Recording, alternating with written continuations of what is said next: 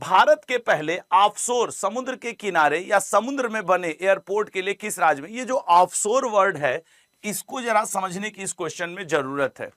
समुद्र तट से दूर कृत्रिम रूप से बनाए गए द्वीप या तैरते हुए प्लेटफॉर्म पर बना एयरपोर्ट। समुद्र से दूर तट के किनारे या द्वीप पर बनाए गए तैरते हुए प्लेटफॉर्म पे जो बना हुआ या द्वीप पर बना हुआ जो एयरपोर्ट है उसे कहा जाता है ऑफशोर। ठीक है ना, समुद्र तट से दूर कृत्रिम रूप से बनाए गए द्वीप या तैरते हुए प्लेटफॉर्म पर बना एयरपोर्ट कहलाता है ऑफशोर।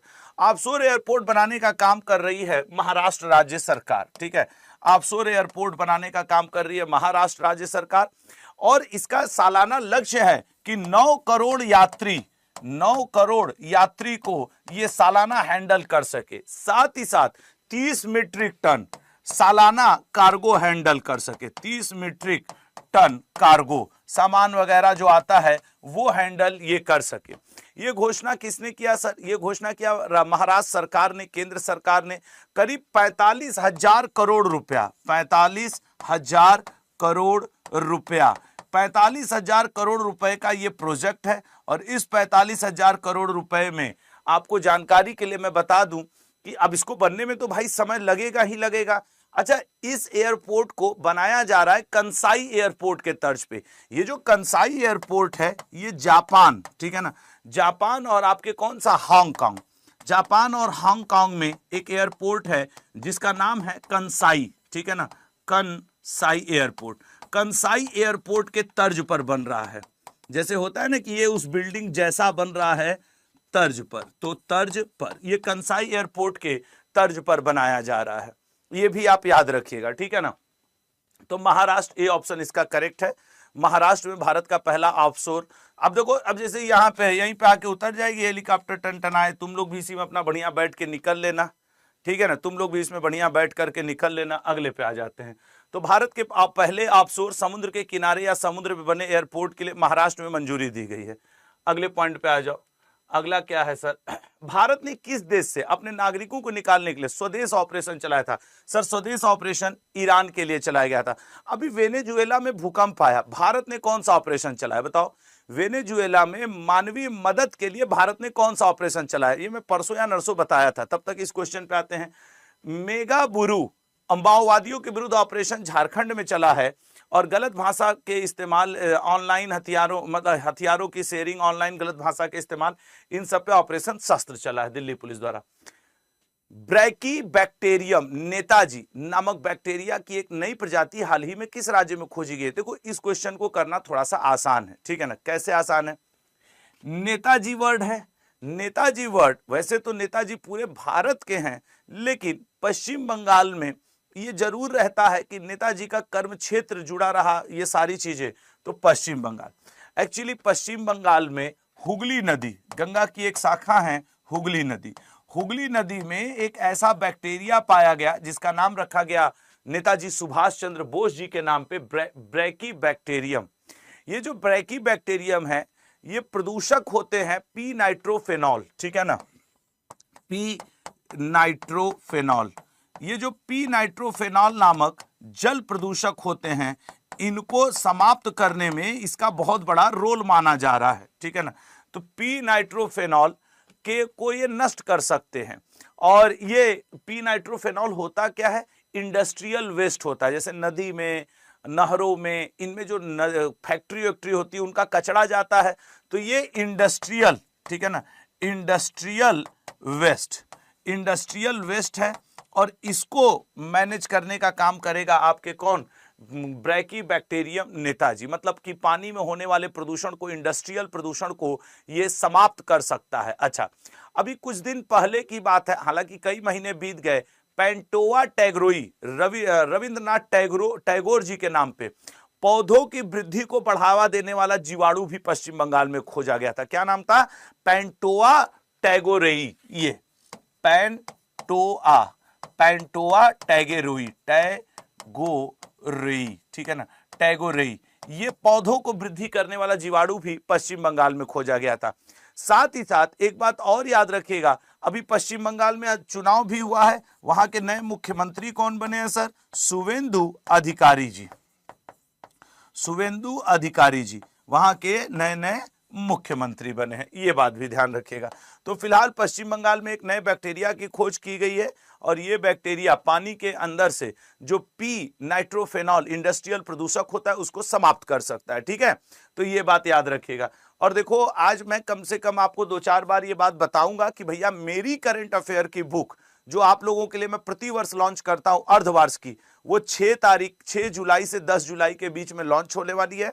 वो रेलवे, एसएससी और पुलिस एग्जाम के लिए होगी, हिंदी और इंग्लिश दोनों लैंग्वेज में आएगी। ये भी मैं आज आपको इन्फॉर्म कर देना चाह रहा हूं। उसी दिन अर्धवार्षिकी करंट अफेयर भी पढ़ाऊंगा और उसी दिन बुक भी लॉन्च करूंगा। ठीक है ना। चलिए अगले पॉइंट पे आते हैं। जहाज पुनर्चक्रण करने वाला विश्व का सबसे बड़ा देश कौन बन गया है? भारत बना है। ठीक है ना। किस देश के वैज्ञानिकों ने हिंद महासागर में दुनिया का सबसे बड़ा वेल कब्रिस्तान खोजा है? सर वेल कब्रिस्तान खोजा है चीन ने। ठीक है ना। भारत का पहला परमाणु इंजीनियरिंग डिजाइन उत्कृष्टता केंद्र आईआईटी हैदराबाद। अगले पाएंगे, हाल ही में किस देश ने भारतीय प्रधानमंत्री नरेंद्र मोदी को अपने सर्वोच्च नागरिक पुरस्कार से सम्मानित किया? बताइएगा। हाल ही में किस देश ने भारतीय प्रधानमंत्री नरेंद्र मोदी को अपने सर्वोच्च, सर मोदी जी पहुंचे सेशेल्स। ठीक है ना। मोदी जी कहां पहुंचे सर? सेशेल्स पहुंचे। सेशेल्स एक 115 द्वीपों का समूह है। एक्चुअली 115 द्वीप का समूह है। इसका जो सबसे बड़ा द्वीप है उसका नाम है माहे द्वीप। ठीक है ना, माहे। इस माहे द्वीप के ऊपर ही इसकी जो राजधानी है वो भी स्थित है और राजधानी कैपिटल इसकी क्या है सर? विक्टोरिया। विक्टोरिया, विक्टोरिया जो इसकी कैपिटल है वो स्थित है। 1770 में सेंट एनी द्वीप पर भारत में यहां से टेलेमाक नाम के जहाज पर 1770 ईस्वी, कौन सा द्वीप? ये द्वीप वगैरह सब याद रखना, सेंट एनी द्वीप। प्रधानमंत्री मोदी जी ने भाषण दिया और बताया कि सेंट एनी द्वीप पर भारत के 5 भारतीय, ठीक है ना, 5 भारतीय पहुंचे थे। जिस जहाज से पहुंचे थे वो भी इंपॉर्टेंट है, टेलेमॉक नाम का जहाज। कौन सा जहाज सर? टेलेमॉक। ठीक है ना, टेलेमॉक पानी की जहाज से 5 भारतीय इस द्वीप पर पहुंचे थे 1770 में। उसके बाद से आज यहां हर 5 व्यक्ति के बाद एक भारतीय है। मोदी जी ने यहां की संसद को संबोधित किया। यहां की पूरी यात्रा जानो, 27 तारीख से लेकर के 29 तारीख तक मोदी जी यहां पे 3 दिवसीय यात्रा पे थे। ठीक है ना, 3 दिवसीय यात्रा पे थे। साथ ही साथ यहां के संसद को संबोधित करने वाले पहले प्रधानमंत्री, पहले भारतीय प्रधानमंत्री भी बने। और उन्होंने अपने भाषण में, अब देखो ये चीजें चर्चा में आ जाएंगी लाल, 1770 में सेंट एनी द्वीप पे जो 5 भारतीय गए थे टेलेमॉक नामक जहाज से, उसकी भी चर्चा की। तो अब ये पूछ सकता है टेलेमॉक नामक जहाज मतलब कहां की है या क्या है? और ये जो सेशेल्स है ये 115 द्वीपों का एक समूह है। जो इसका सबसे बड़ा द्वीप माहे द्वीप है, उसी पे इसकी कैपिटल विक्टोरिया बसी है। ब्रिटेन से इसको आजादी मिली थी और तब से ही ये एक स्वतंत्र देश का टैग लिए घूम रहा है। हालांकि इसका नाम सेशेल्स कैसे पड़ा, ये एक इंटरेस्टिंग स्टोरी है, मैं आपको बताऊं। इसका नाम सेशेल्स कैसे पड़ा? 1756 ईस्वी में, 1756 ईस्वी में शुरू में इस पे फ्रांस ने कब्जा किया था। ठीक है ना। फ्रांस के वित्त मंत्री हुआ करते थे मॉरिस डी सेशेल्स। ठीक है ना। तो जब फ्रांस ने कब्जा किया तो इसके जो वित्त मंत्री थे मॉरिस डी सेशेल्स, उनके नाम पे इसका नाम सेशेल्स पड़ा था। सोचो किसी देश का नाम किसके नाम पे पड़ गया? दूसरे देश के वित्त मंत्री के नाम पे। क्यों? क्योंकि 1756 में फ्रांस ने इस पे कब्जा किया था। हालांकि बाद में इसके ऊपर ब्रिटेन ने कब्जा किया, तो वो भी आगे क्वेश्चन में आएगा, मैं आपको बताऊंगा। तो फिलहाल सेशेल्स ने अपना चौथा सम्मान मोदी जी को 34वां अंतरराष्ट्रीय सम्मान दिया है, गार्जियन ऑफ द ब्लू होरिजाइन। ठीक है ना। वहां के जो सेशेल्स के राष्ट्रपति, उनका नाम है डॉक्टर पैट्रिक हरमिनी। ठीक है ना, डॉक्टर पैट्रिक हरमिनी जी। हरमिनी जी ने ये सम्मान दिया है। ये वहां के क्या है सर? ये वहां के राष्ट्रपति हैं। ठीक है, ये वहां के राष्ट्रपति हैं डॉक्टर पैट्रिक हरमिनी। तो अब याद रखिएगा, अब कुल मिला जुला के यही है डॉक्टर साहब, और ये तो अपने प्रोफेसर, ये 34वां सम्मान है। अब देखो इसमें ब्लू होरिज़न है तो ब्लू कलर सब लगाए हैं, इसका नाम क्या है, guardian of the blue Horizon. ये मोदी जी को 34वां अवार्ड, हिंद महासागर में स्थित एक देश है, ठीक है ना। तो पैट्रिक भाई मोदी जी को सम्मान देते हुए अगले क्वेश्चन पे पहुंचे। अब तो सब समझ में आ गया होगा कि सर ये सेशेल्स क्या है, कैसे है, कहाँ पे स्थित है, सब ठीक है। तो आगे बढ़ते हैं, ठीक है, आगे बढ़ा जाए। डीआरडीओ ने किस राज्य में स्थित चांदीपुर रेंज से एक ही लॉन्चर से कम 2 प्रलय मिसाइलों का सफल परीक्षण किया? उड़ीसा। भारत के पहले made in India universal multi calibre rocket launcher सूर्यास्त के लिए भारतीय सेना ने किसके साथ समझौता किया? इजराइल। और तीसरी पीढ़ी के fire and forget man support anti guided missile का सफल परीक्षण अहिल्यानगर मध्य प्रदेश में किया गया है, ठीक है ना, अहिल्यानगर मध्य प्रदेश में। अगले पे आ जाते हैं भैया, अगले पे आ जाते हैं और देखते हैं अगला क्या है। गर्भवती महिलाओं, माताओं और बच्चों को सरकारी कल्याणकारी योजनाओं का लाभ देने के लिए PM family care tracker pilot. अब देखो इसका नाम जरा देखो, केयर ट्रैकर, ट्रैक करेगा। मैं आपको बताऊं ये एक ऐसा इंटीग्रेटेड प्लेटफॉर्म, ठीक है ना, यहां पे मैं लिखूंगा इंटीग्रेटेड प्लेटफॉर्म। ये एक ऐसा इंटीग्रेटेड प्लेटफॉर्म बनाया जा रहा है जिसको कि किसी महिला के गर्भावस्था, ठीक है ना, गर्भावस्था से लेकर के कहां तक इसको देखा जाएगा, 18 वर्ष, जैसे कोई बच्ची पैदा हुई 18 वर्ष आयु तक उसका पोषण, उसके वैक्सीनेशन और उसके वो हर प्रक्रिया जो उसके उत्थान के लिए, आगे बढ़ने के लिए रिस्पॉन्सिबल है, वो सब इसमें देखा जाएगा, ठीक है ना। स्वास्थ्य, पोषण, शिक्षा, मतलब हेल्थ भी देखा जाएगा, न्यूट्रिशन भी देखा जाएगा, एजुकेशन भी। हेल्थ, स्वास्थ्य, न्यूट्रिशन, पोषण और एजुकेशन, शिक्षा, ये पूरा ट्रैक किया जाएगा इस प्लेटफॉर्म के जरिए। अच्छा, बच्ची पैदा हो गई, 3 साल की हो गई, 5 साल की हो गई, स्वस्थ है कि नहीं, उसका एडमिशन हुआ कि नहीं, पढ़ रही है कि नहीं, भाई 10वीं में गई कि नहीं, घर वालों ने उसकी एजुकेशन तो नहीं रोक दी। ये एक इंटीग्रेटेड प्लेटफॉर्म बन रहा है। इसको लॉन्च किया गया गांधीनगर से, वहां के सांसद और प्रथम केंद्रीय सहकारिता मंत्री अमित शाह जी, ठीक है ना, वर्तमान में गृह मंत्री भी हैं, अमित शाह जी के द्वारा इसको लॉन्च किया गया। तो एक्चुअली जो ये पोर्टल लॉन्च किया जा रहा है, आप देखोगे ये किसके लिए लॉन्च किया जा रहा है कि बिटिया के पैदा होने से लेकर के अब बिटिया के बड़े होने तक उनको ट्रैक किया जाएगा, ठीक है ना, उनको ट्रैक किया जाएगा। कल हमारे एक मित्र थे, इस क्वेश्चन को हम शाम में बना रहे थे, तो बोले सर जैसे अब वो बेटी 15, 16, 17 साल की होगी, फिर 18 साल की बालिक हो जाएगी, फिर उसके दोस्त बनेंगे, वो किसी की दोस्त बनेगी, तो सर उसको ट्रैक करके उसके मम्मी पापा को सरकार फोन कर देगी कि देखिए देखिए देखिए ये घूम रही है। हम कहे नहीं भे, स्वास्थ्य और पोषण को ट्रैक किया जाएगा, ठीक है ना, कि स्वस्थ है कि नहीं, पढ़ रही है कि नहीं, और बढ़िया अपना परिवार दुनिया उसका सही चल रहा है कि नहीं। इतना सरकार को फुर्सत है कि वो बैठ के ट्रैक करेगी कि बिटिया बड़ी हुई तो फिर दोस्त बने कि नहीं। लेकिन देखो लोगों के अलग अलग चिंता है, मतलब जो जैसा है उसकी चिंता उसी तरीके की है। तो ये एक डिजिटल प्लेटफॉर्म बनाया जा रहा है, ये है प्रधानमंत्री फैमिली केयर टेयर, प्रधानमंत्री फैमिली केयर ट्रैकर, ठीक है ना। अलग अलग चिंता है लोगों की, अलग अलग चिंता है। तो याद रहेगा ना कौन लॉन्च किया और ये किस काम में आ रही है। तो छोटे छोटे बच्चियों की गर्भावस्था से उनके लेकर के 18 वर्ष की आयु तक उनके पोषण, शिक्षा और स्वास्थ्य के लिए है, ठीक है ना, पोषण, शिक्षा और स्वास्थ्य के लिए है। चलो अगले क्वेश्चन पे आते हैं। अब चूंकि भारत सरकार का लक्ष्य है कि भारत 2047 तक विकसित हो जाए, तो गुजरात का भी एक भैया भारत विकसित होगा तो हम भी तो होंगे ही होंगे, ठीक है ना, ये है अगले पे। अच्छा, आप लोगों को एक दो न्यूज जो है वो पता होनी चाहिए। एक न्यूज ये भी है कि 6 तारीख को सुबह 11 बजे बोरिंग रोड पटना चौराहा जो है, बोरिंग रोड चौराहा पे भगवती कॉम्प्लेक्स में सुबह 11 बजे फर्स्ट फ्लोर पे हम और हमारी टीम आ रहे हैं। तो आप लोग में से जो भी पटना के हों जो आ सकते हैं, 6 जुलाई को दोपहर 11 बजे भगवती कॉम्प्लेक्स, बोरिंग रोड चौराहा, ठीक है ना, वहां पे।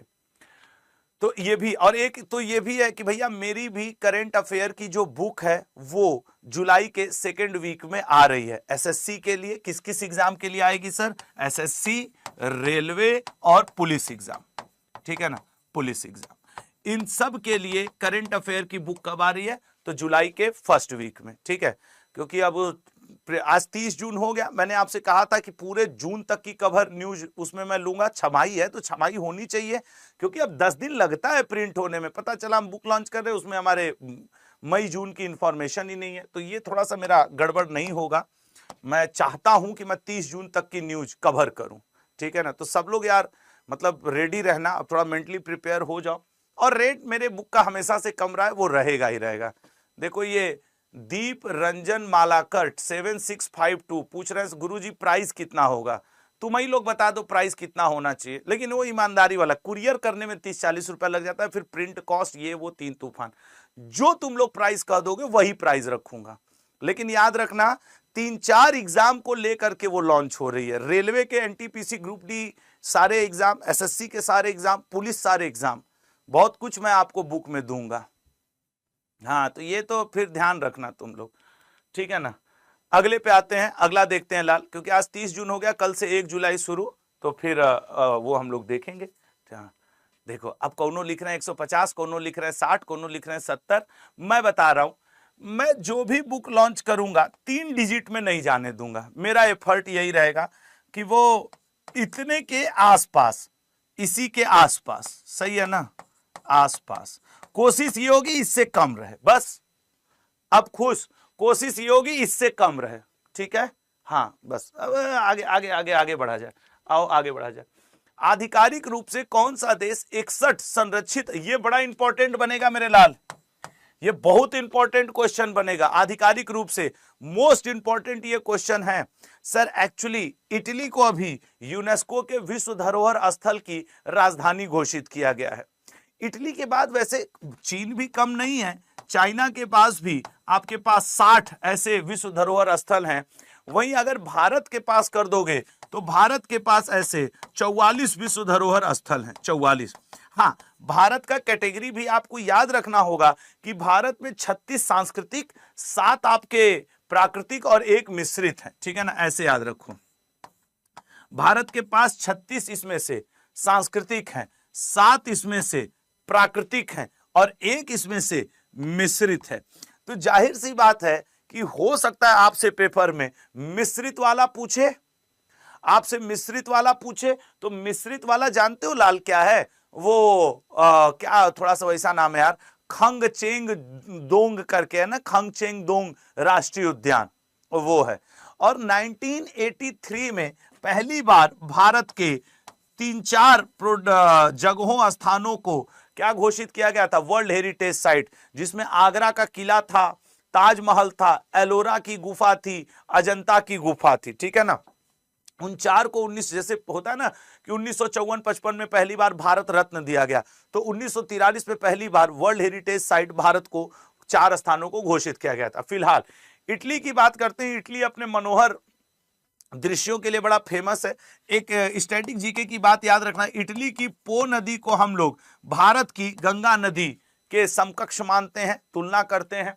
और फिलहाल इटली अपने इस तरीके के सुंदर, अब सोचो यही सब स्थिति अगर आप नोटिस करोगे तो भारत के भी कई शहरों में है, जैसे वाराणसी। आप बनारस में आओगे तो दोनों साइड तो नहीं, मैं दोनों साइड तो नहीं कहूंगा, लेकिन इसी तरीके का दृश्य आपको मिलेगा। तो आइए कभी हमारे घर आप लोग बनारस, समझ रहे हैं, ऐसे ही नाव पे बैठा के घुमाएंगे, बीच में ले जाके कहेंगे दो, अपने पॉकेट का सारा पैसा नहीं, पानी में ढकेल देंगे। फिर तुम लोग क्या करोगे? कुछ तो कहोगे गुरुजी तैर जाएंगे, कुछ कहोगे गुरुजी आप ही को पलट देंगे, उसी में आप ही को डुबो मारेंगे। भैया हम ऐसा नहीं करेंगे यार, लस्सी वस्सी पिलाएंगे, कैसा बात कर रहे हो तुम लोग।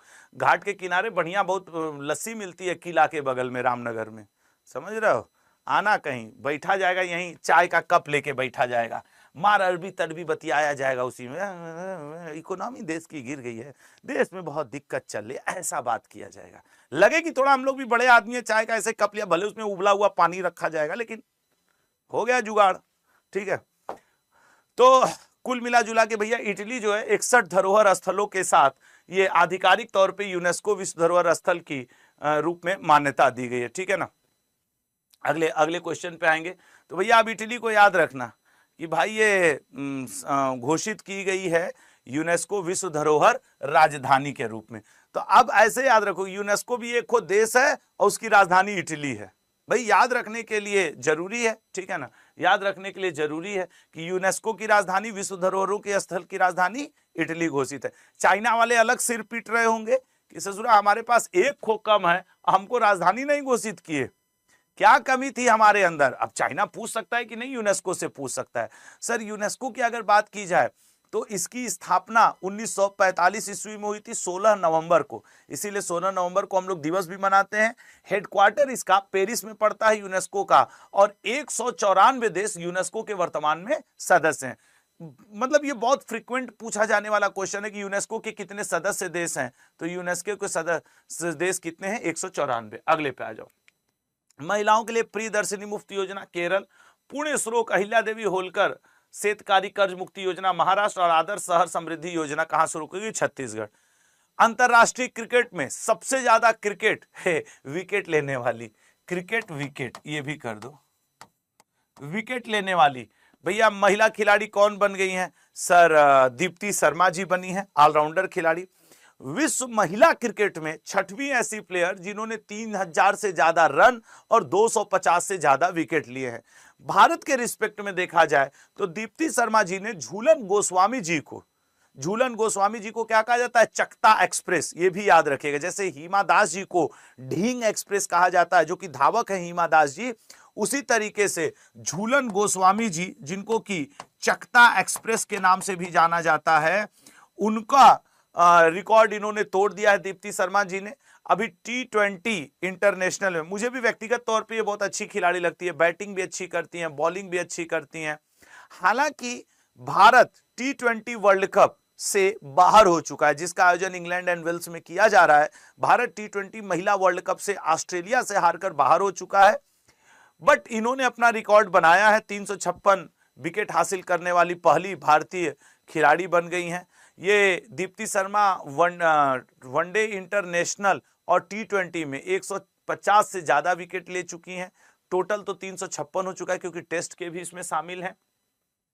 तो ये बात आप याद रखेंगे, ठीक है ना। अगले पे आएंगे। अगला ये है स्मृति शर्मा भारत, अरे दीप्ति शर्मा होगा भाई, ठीक है ना, दीप्ति शर्मा भारत 356 विकेट। और अभी इसमें देखो ये अभी खेल रही है, ये तगड़ी प्लेयर है भाई, ठीक है ना, ये खेल रही है अभी। तो उम्मीद है कि ये भी, हालांकि एक है गैप, बट 20 विकेट तो एक आध दो सीरीज अगर किसी प्लेयर का अच्छा चला जाए तो हो सकता है। हम तो यही मनाएंगे भगवान से, भारत है कि दोनों चापे रहें, एकदम माहौल बनाए रखें। 29 जून 2026 को किस देश का 50वां राष्ट्रीय दिवस मनाया गया, सर सेशेल्स का। सेशेल्स के बारे में आपको बताएं कि 1976 ईस्वी में इसको ब्रिटेन से आजादी मिली थी, ठीक है ना। 1976 ईस्वी में ब्रिटेन से आजादी मिली थी, तब इसने अपना क्या मनाया था कि भैया हमारा आजादी दिवस 29वां। अब 1976 से आप देखोगे तो 2026 आ गया, यहीं पे हो गया इनका 50 वर्ष। इसी अवसर पे मोदी जी पहुंचे हुए थे कि भैया आपके 50 वर्ष पूरे हुए हैं, आ रहे। मोदी जी को बतौर गेस्ट बुलाया गया था। अभी मोदी जी जो 3 दिन के यात्रा पे गए थे तो बतौर गेस्ट गए थे। तो सेशेल्स जो कि हिंद महासागर में पड़ने वाला 115 द्वीपों का एक समूह है, ये देखिए, ठीक है ना। तो मोदी जी बतौर गेस्ट पहुंचे हुए थे। अच्छा चलो, आंतरिक हम लोग की दिक्कत, मोदी जी से हम लोग का लड़ाई झगड़ा बात व्यवस्था चलता रहेगा, लेकिन जब विदेश स्तर पे भारत को सम्मान मिलता है तो वो अपने आप में अच्छा होता है। हम लोग का अधिकार है कि हम लोग मोदी जी से भिड़ जाएंगे, क्या कर रहे हो, क्या कर रहे हो, काहे नहीं ऐसा हुआ, धर्मेंद्र प्रधान जी का इस्तीफा लो। लेकिन जब वैश्विक स्तर पे जाए तो वाह मोदी जी वाह होना चाहिए, और जब देश के स्तर पे आए तो मोदी जी क्या कर दिए यार आप, ये होना चाहिए, ताकि ना मतलब बैलेंस बना रहे यार। हमेशा इंटरनेशनल मुद्दों पे भारत का साथ दीजिए, नेशनल मुद्दों में आपकी जो दिक्कत है वो भारत सरकार से एकदम खुल के धरना प्रदर्शन जो करके कहना हो कहिए, इसमें कोई दिक्कत ही नहीं है, ठीक है। तो ये सेशेल्स होगा। 2 दिवसीय ब्रिक्स सुरक्षा सम्मेलन कहां होगा, भारत में होगा, नई दिल्ली में होगा। ब्रिक्स का अध्यक्ष है। G7 एवियन द्वीप फ्रांस में हुआ, और 114वां अंतरराष्ट्रीय जिनेवा स्विट्जरलैंड में हुआ। विक्रम साराभाई अंतरिक्ष केंद्र, वंस अगेन इंपॉर्टेंट क्वेश्चन, इसको शॉर्टकट में ऐसे लिखा जाता है VSSC, Vikram Sarabhai space centre, ठीक है ना। ये आपके कहां पड़ता है गुरु, केरल, ठीक है ना, केरल के तिरुवनंतपुरम में पड़ता है। ये इसरो के अनुसंधान और डेवलपमेंट, सबसे बड़े अनुसंधान और डेवलपमेंट संस्था के रूप में काम करता है, ठीक है ना। तो ये आपको याद रखना होगा, अनुसंधान केंद्र के रूप में, जैसे अनुसंधान एवं विकास केंद्र, इसरो का सबसे बड़ा रिसर्च और डेवलपमेंट सेंटर है VSSC।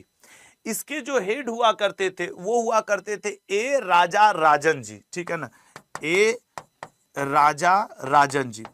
इनका कार्यकाल समाप्त हो रहा था, तो इनकी जगह अब किसको बना दिया गया, उपेंद्र पी राजीव जी को, उपेंद्र पी राजीव जी को नया VSSC का निदेशक बना दिया गया है। VSSC की अगर बात की जाए तो ये लॉन्च व्हीकल्स और साउंडिंग रॉकेट्स का मेनली ऑपरेशन देखता है। किसका ऑपरेशन देखता है, लॉन्च व्हीकल और साउंडिंग रॉकेट का। इसकी स्थापना की अगर बात की जाए तो 1962 ईस्वी में VSSC Vikram Sarabhai space centre की स्थापना की गई थी। शुरू में इसको थुम्बा भूमध्य रेखी रॉकेट प्रक्षेपण केंद्र के रूप में जाना जाता था। किस नाम से इसको जाना जाता था, थुम्बा। बाद में इसका नाम विक्रम साराभाई के नाम पे रखा गया, थुम्बा भूमध्य रेखी रॉकेट प्रक्षेपण केंद्र, ठीक है ना। तो याद रखिएगा, शुरू में इसको थुम्बा के नाम से जाना जाता था, बाद में इसका नाम बदल के विक्रम साराभाई के नाम पे रखा गया। उसी के नए निदेशक बने आपके पेपर में अवार्ड के क्वेश्चन और आपके पेपर में ये नियुक्तियों के क्वेश्चन अलग से रहते हैं। जो मेरी किताब भी लॉन्च होने वाली है उसमें मैंने अवार्ड का एक पूरा सेक्शन रखा हुआ है। जुलाई के फर्स्ट वीक में करंट अफेयर की आपकी याद रखिएगा, रेलवे के लिए, SSC के लिए और पुलिस एग्जाम के लिए बुक आ रही है, ठीक है ना। ये मुझे मजबूर कर दिया लोगों ने कि मैं बोलूं, अदरवाइज मैं शायद ना बोलता इसको। मुझे ध्यान ही नहीं था कि अच्छा अभी 30 जून आज हो गया, क्योंकि कई लोग बोलते हैं बच्चे कि यार सर करंट अफेयर, ठीक है, अर्धवार्षिक बुक, थोड़ा उसका रेट बस मुझे एज मच एज पॉसिबल कम रखवाना है, इसलिए ही मैं थोड़ा सा संघर्ष कर रहा हूं। क्योंकि आप जानते हो कि मतलब सबको यार होता है कि नहीं इतना नहीं, इतना इतना नहीं, इतना, और मेरा क्या है कि वो आपके घर तक, आपके टेबल तक, और वो 3-3 एग्जाम कवर कर रही है ना, SSC भी कवर करेगी, रेलवे भी कवर करते हुए और पुलिस एग्जाम भी। इसलिए थोड़ा सा मुझे अपने मतलब इस वैल्यू पे ध्यान देना पड़ता है कि जो वादा करूं उसको मैं निभा ले जाऊं, ठीक है ना। अगले पॉइंट पे आएंगे लाल, ये तो एक्स्ट्रा इंफॉर्मेशन है जिसको मैं आपको PDF में दूंगा। चर्चा में रहा miss Lambert steps about danger नामक नॉवेल के लेखक कौन है, जो 9 मार्च 2027 को प्रकाशित किया जाएगा, बताओ। चर्चा में रहा miss Lambert steps about danger नामक नॉवेल, सर ये लिखे हैं काजुओ इशिगुरो। ये इसलिए इंपॉर्टेंट हो गया क्योंकि ये नोबेल साहित्य 2017 में इनको साहित्य का नोबेल मिला था, जापान के हैं, ठीक है ना, साहित्य का नोबेल, जापानी है ये, ठीक है ना, इसलिए इंपॉर्टेंट है। बाकी मतलब ऐसा कुछ नहीं है कि यार, अब चूंकि अब समझ ही रहे हो बुक एंड ऑथर्स का एक क्वेश्चन आता है तो तुम मिस लैम्बर्ट को याद रखो, छाता लिए जो मिस लैम्बर्ट खड़ी हैं उनको याद रखो, ठीक है ना, मिस लैम्बर्ट। अच्छा, क्लास में कितने ऐसे हमारे स्टूडेंट हैं जिनकी बाल ऐसे है, ऐसे वाला, बताओ बताओ, कोई हो तुम लोग, भाई इतने लोग पढ़ रहे हो जिसका बलवा थोड़ा सा ऐसे टाइप में हो, बताओ जी। तेरे नाम कट इसको हम लोग बोलते हैं ना, कि तेरे नाम है, थोड़ा सा सलमान खान जी ने ज्यादा ऐसे कर लिया था, एकदम नीचवा तक रख लिए थे, तेरे नाम कट, ठीक है। अगले पॉइंट पे आते हैं, ये इनके जीवन का 9वां उपन्यास है, ये याद रखेगा। अच्छा देखो हमारे टाइपिस्ट भाई क्या किए, हमको लगता है आज वो एक्स्ट्रा इंफॉर्मेशन बदले ही नहीं है, ये तो कल वाली है, नहीं ये कल वाली नहीं है, हमको तो वही लग रहा है यार कि उन्होंने एक्स्ट्रा इंफॉर्मेशन बदला ही नहीं है। खैर, बेन स्टोक्स, इनके नाम पे बहुत मीम्स बने हैं, इनके नाम का सर्वाधिक उपयोग यदि किसी ने किया है तो विराट कोहली ने, बड़ा मतलब इनकी और विराट कोहली की बड़ी दुश्मनी चलती थी। व्यक्तिगत तौर पे मुझे इस बात की खुशी है कि ये संन्यास ले लिए बेन स्टोक, क्योंकि इनके न संन्यास लेने से कई मैचों में हमारे देश को संकटों का सामना करना पड़ा। तो ये बेन स्टोक भाई आपका हट, ऐसे मुंह बना रहा जैसे आगे घुसा मार देगा, ये परम अंग्रेज दिख रहा है ना, मेन अंग्रेज देखो ऐसे ही दिखते हैं तुम लोग। इंग्लैंड के प्रसिद्ध क्रिकेटर बेन स्टोक ऑलराउंडर रहे हैं बेन स्टोक, ठीक है। आगे आप समझदार हैं, संन्यास ले चुके हैं, टेस्ट, वनडे, T20, अभी ये एक टेस्ट मैच खेलने जा रहे हैं। उसके बाद इन्होंने कहा है कि भैया बस न्यूजीलैंड के खिलाफ अपना, हालांकि इनका जो क्रिकेट करियर रहा बहुत ही शानदार रहा है। तो इंग्लैंड टेस्ट टीम की कप्तानी करने वाले इस दिग्गज ऑलराउंडर ने, बतौर क्रिकेटर मैं इनका प्रशंसक रहा हूं कि भाई इन्होंने क्रिकेट तो अच्छा खेला है, ठीक है ना, क्रिकेट तो अच्छा खेला है। और अच्छा देखो, इनका जन्म न्यूजीलैंड में हुआ था, ठीक है ना, और गए इंग्लैंड की तरफ से खेले। तो ऐसे तो अभी भारत आयरलैंड से हारा। आयरलैंड वाले मैच में राजस्थान के एक लड़के ने आयरलैंड की टीम की तरफ से अच्छी बॉलिंग करके इंडिया को हरा दिया था, ठीक है ना, अच्छी बॉलिंग करके इंडिया की टीम को हरा दिया था। तो ऐसा बहुत कुछ है जो आपको, तो बेन स्टोक को याद रखना भैया, इंग्लैंड की तरफ से खेलता था, संन्यास ले लिया है। अब DRIV बड़ी बड़ी गाड़ियों का हैवी इंजन बनाता है, ड्राइव का पहला वैश्विक ब्रांड एम्बेसडर किसे बनाया गया है? सर महेंद्र सिंह धोनी जी को। कई दिनों बाद स्क्रीन पे दिखेंगे, यस, महेंद्र सिंह धोनी जी को DRIV का पहला वैश्विक ब्रांड एम्बेसडर बनाया गया है, सेलिब्रिटी बनाया गया है कि भैया आप हमारे, ये जो DRIV ड्राइव जो है वो ऑटोमोबाइल आफ्टर मार्केट के लिए एक महत्वपूर्ण उपलब्धि है, ठीक है ना। ड्राइव टेनको का समर्पित अंडर मार्केट बिजनेस ग्रुप है, आफ्टर मार्केट बिजनेस ग्रुप है, ठीक है ना। तो ये आप याद रखिएगा। और ये बहुत मतलब कि ड्राइव जो है 30 से अधिक वैश्विक ब्रांडों का पोर्टफोलियो का नेतृत्व करेगा, ठीक है ना, धोनी जी के माध्यम से। इस तरीके से उद्घाटन तो मैक्सिको में हो रहा है, लेकिन फाइनल खेला जाएगा 19 जुलाई को अमेरिका में। फुटबॉल विश्व कप किस देश ने जीता था? उरुग्वे ने 1930 में। पहला क्रिकेट विश्व कप किस देश ने जीता था? सर वो वेस्ट इंडीज ने। 28 जून 2026 को पूर्व प्रधानमंत्री PV नरसिम्हा राव जी की कौन सी जयंती मनाई गई? सर ये देश के 9वें PM बने थे, ठीक है ना। इन्हीं के गवर्नमेंट के समय मनमोहन सिंह जी वित्त मंत्री हुआ करते थे, और इन लोगों ने लिबराइजेशन, प्राइवेटाइजेशन और ग्लोबलाइजेशन, LPG, ये गैस नहीं है, उदारीकरण, प्राइवेटाइजेशन मतलब आपके निजीकरण, और ग्लोबलाइजेशन मतलब वैश्वीकरण। तो उदारीकरण, लिबराइजेशन, प्राइवेटाइजेशन और ग्लोबलाइजेशन के शुरुआत किया गया था PV नरसिम्हा राव जी के समय।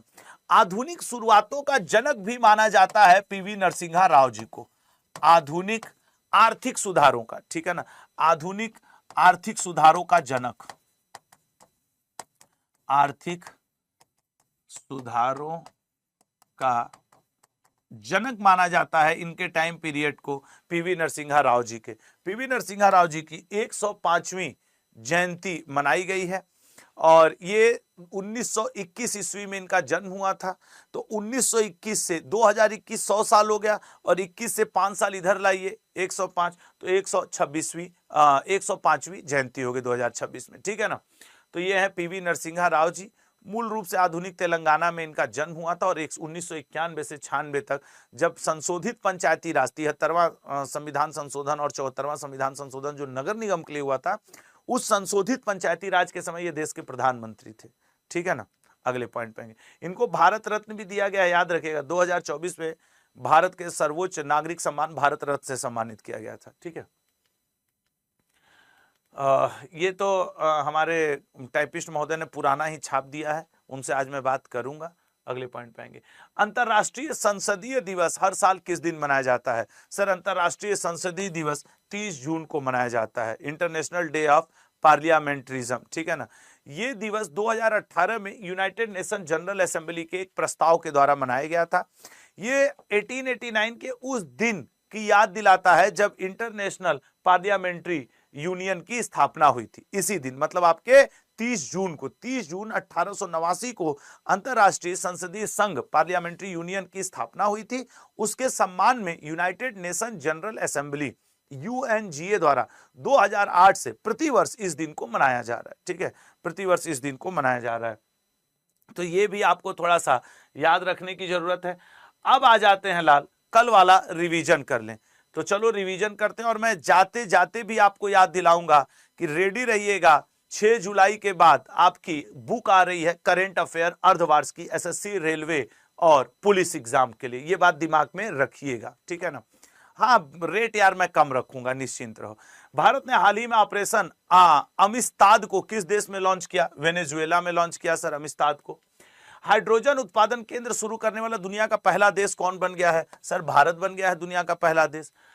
चर्चा में रही हेलिना मिसाइल को किस देश ने विकसित किया है? सर भारत ने विकसित किया है हेलिना मिसाइल को। अगला, भारत के पहले satellite based landing system approach का परीक्षण कहां किया गया है? सर सैटेलाइट बेस्ड लैंडिंग परीक्षण का प्रयोग किया गया है राजस्थान के उदयपुर में। जून 2026 में विकसित भारत गारंटी फॉर रोजगार और आजीविका मिशन योजना की घोषणा किसने की है? सर पंजाब राज्य सरकार ने की है, जी राम जी योजना और वीजी राम जी। सामाजिक न्याय और अधिकारिता विभाग द्वारा संपूर्ण भारत में नशा मुक्त भारत सप्ताह सर 17 से लेकर के 26 जून को चलाया गया था। संघाई सहयोग संगठन की महिला फोरम 2026 की बैठक कहां हुई? सर बिश्केक में आयोजन हुआ था, ठीक है ना, बिश्केक में हुआ था। एपिडा ने प्रीमियम बनगन पल्ले आम की पहली वाणिज्यिक समुद्री खेप को किस देश के लिए निर्यात किया है? सर भारत ने भेजा है सिंगापुर वालों के लिए। मकड़ी की बैलिस्टा स्पाइडर नामक प्रजाति की खोज किस देश में की गई है? सर ये मकड़ी की प्रजाति बैलिस्टा स्पाइडर ऑस्ट्रेलिया में खोजी गई है। राष्ट्रीय सांख्यिकी दिवस सर पीसी प्रशांत चंद्र महालनोबिस जी की याद में 29 जून को मनाया जाता है, पीसी महालनोबिस जी की याद में। फीफा द्वारा हाल ही में किस देश के फुटबॉल संघ को निलंबित कर दिया गया? सर नेपाल के, ठीक है ना, नेपाल के फुटबॉल संघ को निलंबित कर दिया गया। लाइन साइन किस देश का सुपर कंप्यूटर है जिसे दुनिया के सबसे तेज सुपर कंप्यूटर घोषित किया गया है? बी ऑप्शन चीन का, ठीक है ना, सबसे तेज सुपर कंप्यूटर चीन का। और चर्चा में रही मुख्यमंत्री कन्या सुमंगला योजना 2026 किस राज्य से संबंधित है? मुख्यमंत्री कन्या सुमंगला योजना उत्तर प्रदेश से। मैं क्लियर शब्दों में आपको यह सूचित करना चाहता हूं कि करंट अफेयर बुक तो खैर जुलाई के फर्स्ट वीक में आपके लिए आ रही है, मेरी जो एसएससी रेलवे और पुलिस एग्जाम के लिए होगी। एक बात मैं आपको और इन्फॉर्म करना चाह रहा हूं, एसएससी एमटीएस हवलदार के लिए आपकी क्या आ रही है? बैच कल से स्टार्ट हो रहा है। तो मेरा आप सबसे रिक्वेस्ट है कि उस एसएससी एमटीएस हवलदार के बैच को ज्वाइन करने जो चाहते हैं, आज मैं उसका सारा बताऊंगा, फिर आप में से जिसकी इच्छा होगी वो ज्वाइन करेगा, जिसकी इच्छा होगी वो ज्वाइन नहीं करेगा, ठीक है ना। तो ये आपके ऊपर डिपेंड करेगा। कल से एसएससी एमटीएस हवलदार के लिए बैच स्टार्ट हो रहा है, मैं उसकी थोड़ी सी जानकारी आपको देना चाहूंगा। इंटेलिजेंस ब्यूरो के नए निदेशक निम्न में से किसे नियुक्त किया गया? ये इंपॉर्टेंट क्वेश्चन बनेगा और वो नियुक्त किए गए महेश दीक्षित जी। चर्चा में रही राजो लिबांडा डायवर्जन परियोजना को किस नदी पर बनाया गया है? राजो लिबांडा डायवर्जन परियोजना तुंगभद्रा नदी। हाल ही में आयोजित दूसरे पैक्स सिल्का समिट 2026 में एआई अवसर पर संयुक्त बयान कितने देशों ने हस्ताक्षर किए हैं? 35 देशों ने। अगले पे आएंगे।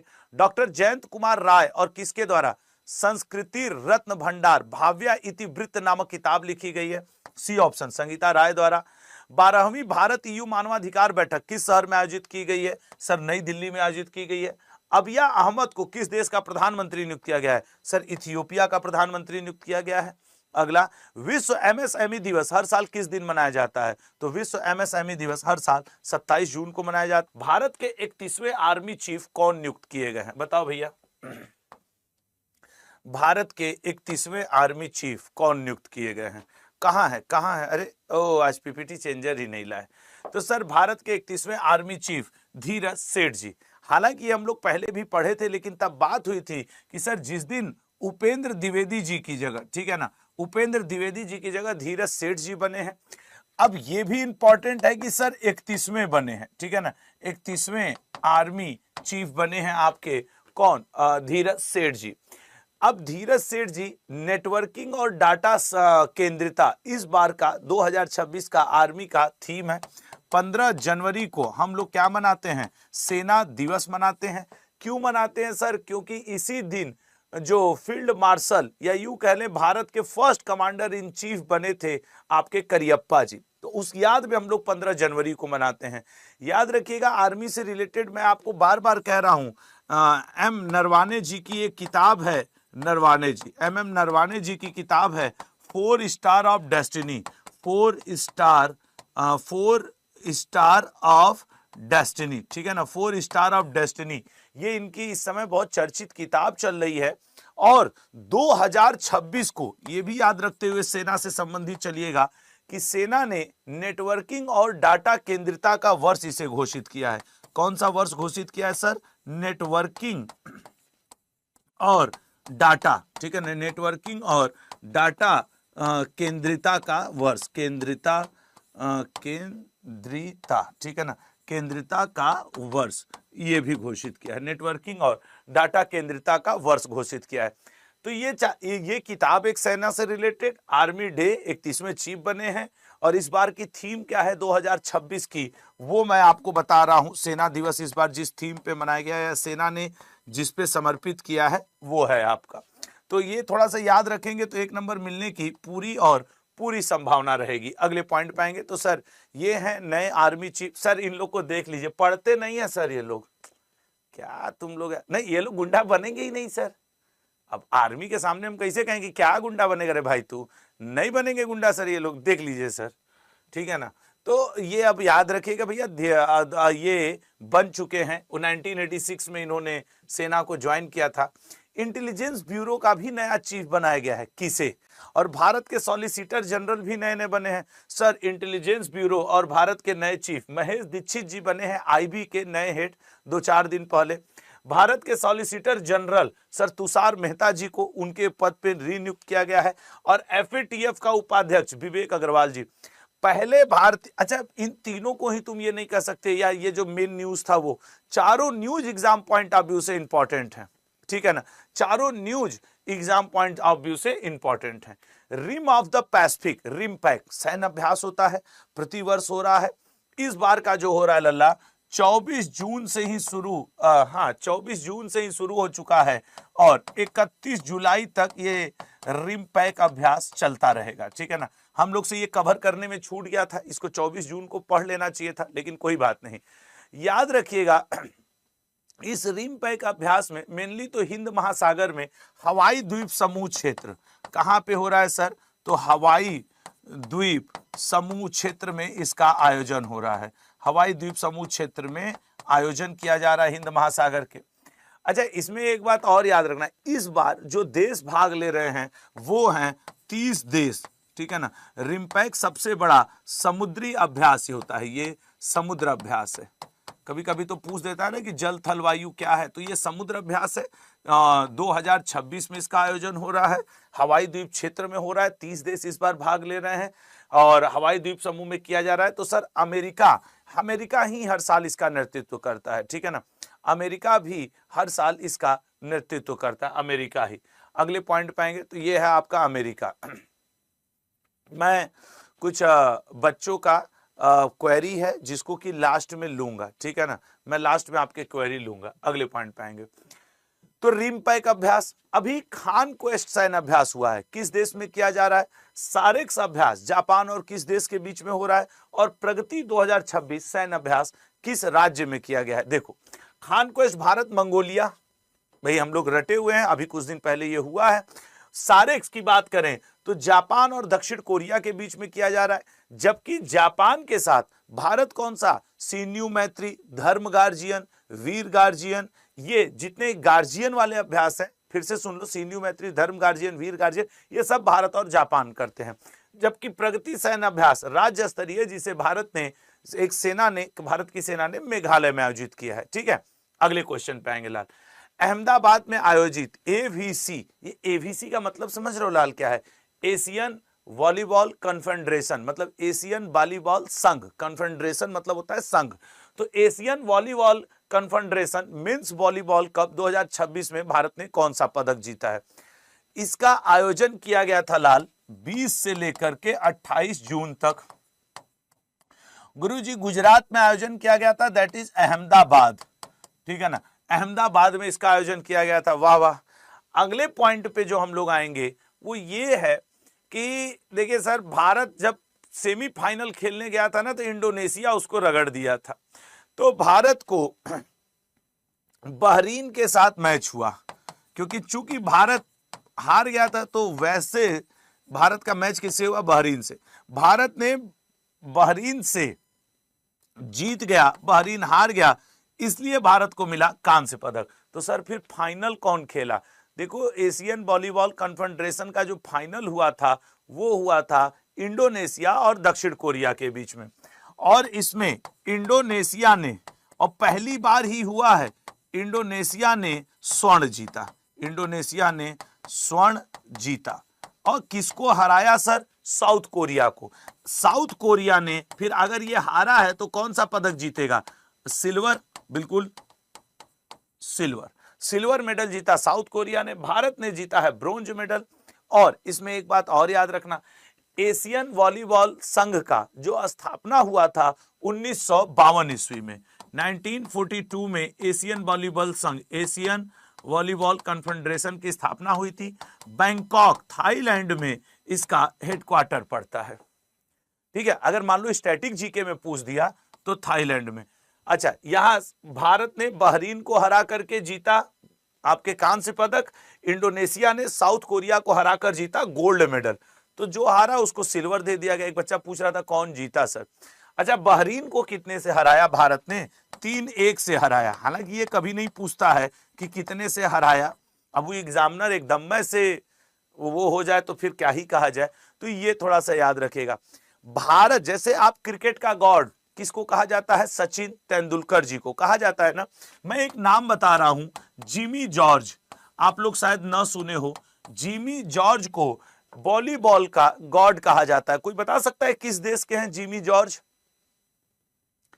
ठीक है ना, बताओ। जिमी जॉर्ज को वॉलीबॉल का गॉड ऑफ वॉलीबॉल कहा जाता है, ये किस देश के हैं? वॉलीबॉल में कुछ चीजें जरूर याद रखना। वॉलीबॉल में दोनों तरफ 6-6 खिलाड़ी खेलते हैं, ये भी ध्यान रखना। और इसमें जो वर्तमान में एशियन वॉलीबॉल फेडरेशन के अध्यक्ष हैं उनका नाम है रेमेन सुजारा। नहीं याद आया ना जिमी जॉर्ज किस देश के? देखो कोई कमेंट नहीं कर पाया। सोचो लाल, इतना पढ़ने, जिमी जॉर्ज भारत के हैं, हम लोग ये भारत के हैं, केरल के रहने वाले हैं जिमी जॉर्ज। ठीक है ना, ये केरल निवासी हैं और इनको गॉड ऑफ वॉलीबॉल कहा जाता है, गॉड ऑफ वॉलीबॉल। अब सोचो हम लोग कितना नाम से, कोई इंग्लैंड, कोई जापान, कोई इटली, कोई साउथ अफ्रीका, देख रहे हो इंग्लैंड। शिखा बारुहा, शिखा, क्षमा करेगा, शिखा जी ने एक आंसर किया इंडिया, जो मेरा अभी कमेंट पे ध्यान गया है। खैर, तो ये आपका है। अमित ने भी आंसर किया है इंडिया। ठीक है अमित भाई। अच्छा, तो ये आप ध्यान रखिएगा कि अब आज के बाद याद रखना, जब भी आपके मन में सचिन तेंदुलकर जी का नाम आवे, जिमी जॉर्ज जी का भी नाम आ जाए कि एक और ऐसा प्लेयर है जिसको गॉड ऑफ वॉलीबॉल कहा जाता है और भारत का है।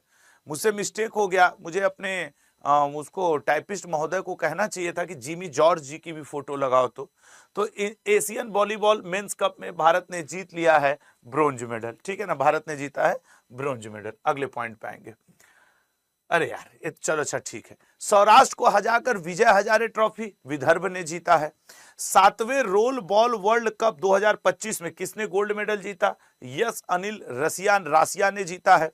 और रांची रॉयल्स को हराकर पुरुष हॉकी इंडिया लीग का खिताब कलिंगा लांसर्स ने, जैसे नहीं आपका वो होता है आईपीएल, तो आरसीबी ने जीता है।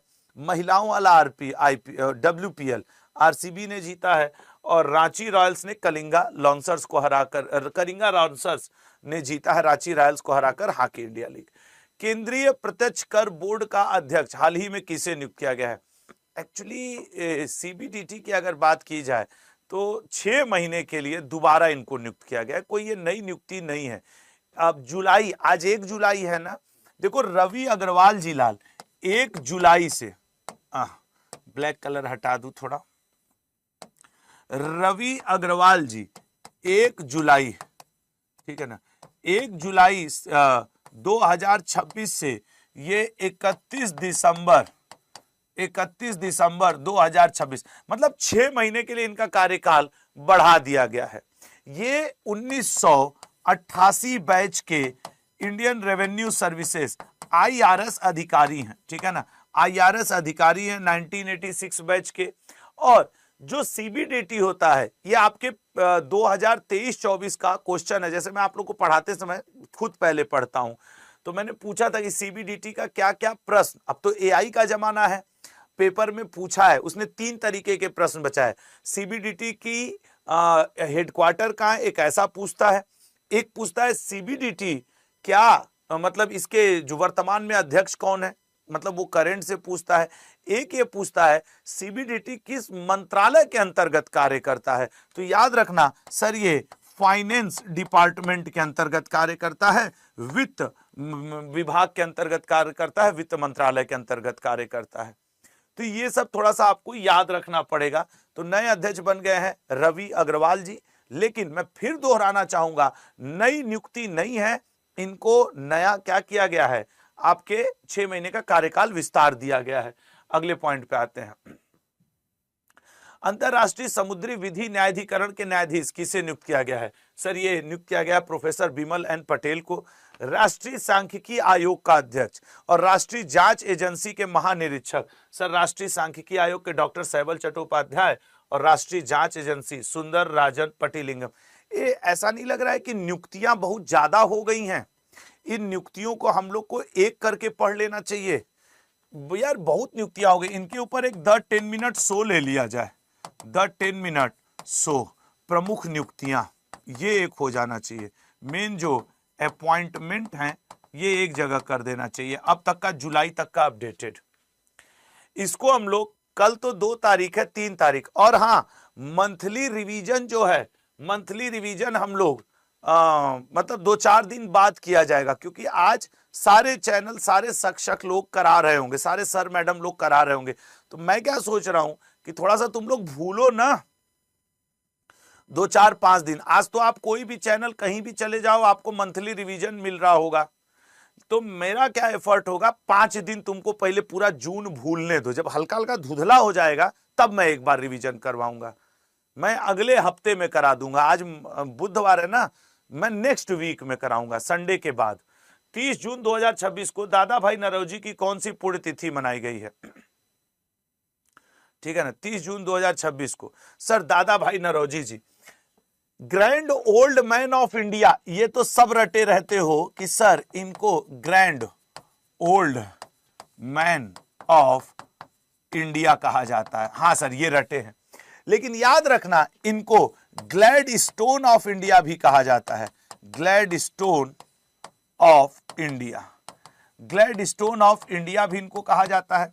इनका जन्म हुआ था 1825 ईस्वी में, ठीक है ना, इनका जन्म हुआ था 1825 ईस्वी में, और 1917 ईस्वी में 30 जून को इनका दादा भाई नरौजी जी का निधन हुआ था। ये पहले भारतीय और पहले एशियाई थे जो कि फिन्सबरी सेंट्रल से इंग्लैंड में सांसद बने थे। फिन्सबरी सेंट्रल ये जगह था जहां से ये चुनाव लड़के लेबर पार्टी, लिबरल पार्टी था, उससे चुनाव लड़के इंग्लैंड की संसद में ये सांसद बने थे। इन्होंने 1886 में कांग्रेस की अध्यक्षता की थी, 1893 में भी इंडियन नेशनल कांग्रेस के अध्यक्ष रहे थे, और साथ ही साथ 1906 में भी ये इंडियन नेशनल कांग्रेस के अध्यक्ष रहे थे। याद रखिएगा दादा भाई नरौजी जी के बारे में, ये 109वीं जयंती है, आपके क्या कहा जाता है, पुण्यतिथि, क्षमा करिएगा जयंती नहीं है। 1906 में जो कलकत्ता में अधिवेशन हुआ था, इसी साल मुस्लिम लीग भी बनी थी, और यह भी याद रखिएगा इन्होंने 1906 के कलकत्ता अधिवेशन में स्वराज की मांग सर्वप्रथम रखी थी। यह भी एक पॉइंट आपको ध्यान रखना है। साथ ही साथ इनकी ड्रेन थियोरी जो इन्होंने दिया था, धन निकासी का सिद्धांत, ठीक है ना, धन निकासी का सिद्धांत भी दादा भाई नरौजी ने ही दिया था, ड्रेन थियोरी दादा भाई नरौजी ने दिया था। और इनकी एक किताब है जो आपसे पूछती है, poverty in un British rule, ठीक है ना, poverty and un British rule in India, ये भी इन्हीं की किताब है, poverty and un British rule in India, ठीक है ना, poverty and un British rule in India, un British भी लिख दो, रूल इन इंडिया, ठीक है, ये इनकी किताब थी। ये poverty and un British rule in India, ये इनकी एक किताब थी। ये 4-5 बातें अगर आप देख लोगे तो भैया दादा भाई नरौजी जी, चलो सर प्रणाम, ठीक है ना। पहले पारसी अध्यक्ष भी कांग्रेस के यही थे, जैसे पूछता है ना, प्रथम अंग्रेज अध्यक्ष जॉर्ज यूल था, प्रथम मुस्लिम अध्यक्ष बदरुद्दीन तैयब जी थे, प्रथम पारसी अध्यक्ष आपके दादा भाई नरौजी जी थे, प्रथम हिंदू अध्यक्ष WC बनर्जी जी थे, प्रथम भारतीय महिला अध्यक्ष सरोजनी नायडू जी, प्रथम महिला अध्यक्ष श्रीमती एनी बेसेंट जी, प्रथम भारतीय मूल की विदेशी महिला अध्यक्ष कांग्रेस की नलिनी सेन गुप्ता जी, सबसे युवा अध्यक्ष कांग्रेस के मौलाना अबुल कलाम आजाद जी, सबसे लंबे समय तक आजादी से पहले कांग्रेस के अध्यक्ष कौन रहे, तो सर मौलाना अबुल कलाम आजाद जी। कांग्रेस के एकमात्र बार अध्यक्ष रहे गांधी जी 1924 के बेलगांव अधिवेशन में। ये 5-7 जो है इंपॉर्टेंट बनते हैं कांग्रेस के अध्यक्ष से, जरूर याद रखिएगा। तो दादा भाई नरौजी जी की बात हो गई। लोकप्रिय उपनाम, सर वो तो सबको पता है कि grand old man of India. लेकिन आप लोग जरूर याद रखिए Gladstone of India, Gladstone actually Britain का एक बहुत बड़ा लेखक भी हुआ करता था, तो उनके नाम पे इनको ग्लैडस्टोन ऑफ इंडिया भी कहा जाता है। और 1866 में दादा भाई नौरोजी ने किस संस्था की स्थापना की थी लंदन में? सर लंदन में ईस्ट इंडिया एसोसिएशन की स्थापना किए थे। दादा भाई नौरोजी जी द्वारा लिखी गई प्रसिद्ध किताब कौन है? Sir poverty and un British rule in India है। अगले क्वेश्चन पे आएंगे लाल। यमुना जल परियोजना को लागू करने के लिए हरियाणा और किस राज्य ने हाल ही में समझौता ज्ञापन पर हस्ताक्षर किया है? सर हरियाणा के 3 जिले और राजस्थान के जिले आपस में सिंचाई के लिए समझौता किए हैं। आप यहाँ पे देख रहे होंगे भजन लाल शर्मा जी मौजूद हैं, यहाँ पे नायब सिंह सैनी जी मौजूद हैं और बीच में अमित शाह जी। इन दोनों लोगों ने 3 समझौते आपस में किए हैं। अच्छा लेकिन मजा तो साहब का होगा ना यार, 2 मुख्यमंत्री बगल में खड़े, फाइल लो जी, ठीक है ना। इन लोगों ने आपस में समझौता किया है और मेमोरेंडम ऑफ अंडरस्टैंडिंग पे ये समझौता किया गया है कि 34,102 करोड़ रुपए का एक बजट लाया जा रहा है, जिसमें 1994 के ऊपरी नदी यमुना नदी बोर्ड समझौते को क्रियान्वित करना है। इसके अनुसार हरियाणा अपने मानसून के अतिरिक्त लगभग 580 मिलियन घन मीटर राजस्थान को पानी देने वाला है। और यह पानी कब देना होगा? जुलाई और अक्टूबर के बीच। तो ये एक समझौता हुआ हरियाणा और राजस्थान के बीच। वैसे ये समझौता बहुत पुराना है, 1994 में ही ऊपरी यमुना नदी बोर्ड समझौता हुआ है, जिसमें 580 मिलियन घन मीटर पानी देना होगा जुलाई और अक्टूबर में। जुलाई और अक्टूबर के बीच में हरियाणा देगा राजस्थान को। इससे क्या होगा कि राजस्थान का सीकर, चूरू, झुंझुनू जिलों के साथ साथ हरियाणा के भिवानी और फतेहाबाद को भी पेयजल आसानी से उपलब्ध रहेगा, ठीक है ना, पेयजल आसानी से उपलब्ध रहेगा। तो ये भी अब आप याद रखिएगा। भारत की सबसे पहली बहुउद्देशीय नदी घाटी परियोजना कौन है? सर दामोदर है कि महानदी है कि सर कोई और है? भैया दामोदर है। टिहरी बांध परियोजना किस नदी पे? सर भागीरथी, उत्तराखंड, ठीक है भैया, भागीरथी उत्तराखंड। नागार्जुन सागर परियोजना, सर अर्जुन जब भी होंगे तो कृष्ण के साथ होंगे, और कृष्ण मतलब कृष्णा नदी, तो आइए सर फिर कृष्णा नदी देख लेते हैं, आंध्र प्रदेश और तेलंगाना कृष्णा नदी पे। इसी कृष्णा नदी के ऊपर श्री सैलम परियोजना भी है, ठीक है ना, श्री सैलम अभ्यास batch at the end of session. ठीक है भाई संतोष, मैं देखो कुछ इसमें स्टूडेंट हैं जो अभ्यास बैच और आधार बैच को लेकर के परेशान हो रहे हैं। किसी को परेशान होने की जरूरत नहीं है, दोनों ही बैच आप ही के लिए हैं, दोनों में हम लोग ही पढ़ाएंगे जो अड्डा के फैकल्टी हैं, और दोनों की क्लासेस आज से शुरू होने वाली है, तो मत परेशान हो, ठीक है ना, मत। अब मैंने क्या किया था कि थोड़ा पहले कुछ बच्चों ने, मैं एक कंफ्यूजन दूर कर दूं, एमटीएस प्लस जीडी के लिए उन्होंने लिया था आधार बैच। चूंकि मेरा थोड़ा सा, मैंने अभ्यास बैच का बहुत जिक्र कर दिया कुछ दिनों में, तो बच्चे ये लगने लगा उनको, यार सर हम तो आधार बैच लिए, क्या मेरा? भाई ये भी आपका भी होगा, आपका भी होगा, ठीक है, तो परेशान होने की जरूरत नहीं है लाल। हाल ही में भारत के 97वें ही नहीं 96वें भी भारत के नए ग्रैंड मास्टर बने हैं। एथन वाज जी ये 96वें ग्रैंड मास्टर नए नए बने हैं, और हर्षवर्धन जीबी जी ये 97वें ग्रैंड मास्टर बने हैं। जहां हर्षवर्धन जीबी का संबंध चेन्नई से है, ठीक है, जहां इनका संबंध चेन्नई से है, वहीं आपके जो भाई हैं एथन वाज जी, इनका संबंध गोवा से है। किसी भी खिलाड़ी को ग्रैंड मास्टर बनने के लिए 2500 अंक जो कि फीडे के द्वारा निर्धारित हैं, ठीक है ना, फीडे जो कि चेस की सबसे बड़ी अंतरराष्ट्रीय संस्था है, निर्धारित है, उसके द्वारा लेने पड़ते हैं। हालांकि इस समय शतरंज से 2 न्यूज जो बड़ी है वो आपको याद रखना होगा कि सर चेस का विश्व कप किसने जीता है, बता सकते हो? विश्व कप, तो सर चेस का विश्व कप इस समय जीता हुआ है मैग्नस कार्लसन ने। अच्छा, और एक पूछता है नॉर्वे का, क्योंकि नॉर्वे टूर्नामेंट जो है चेस का, वो किसने जीता हुआ है? नॉर्वे टूर्नामेंट, ठीक है ना, नॉर्वे टूर्नामेंट ये भारतीय खिलाड़ी ने जीता हुआ है, तो ये भी पूछ सकता है आर प्रज्ञानंद ने, ठीक है ना, मैग्नस कार्लसन जी और आर प्रज्ञानंद जी। ये तो ये 2 याद रखना।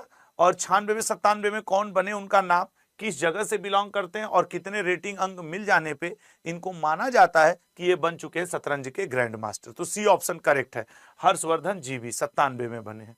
ठीक है भाई, तो याद रखिएगा। आइए अब ये हैं आपके 96वें और 97वें।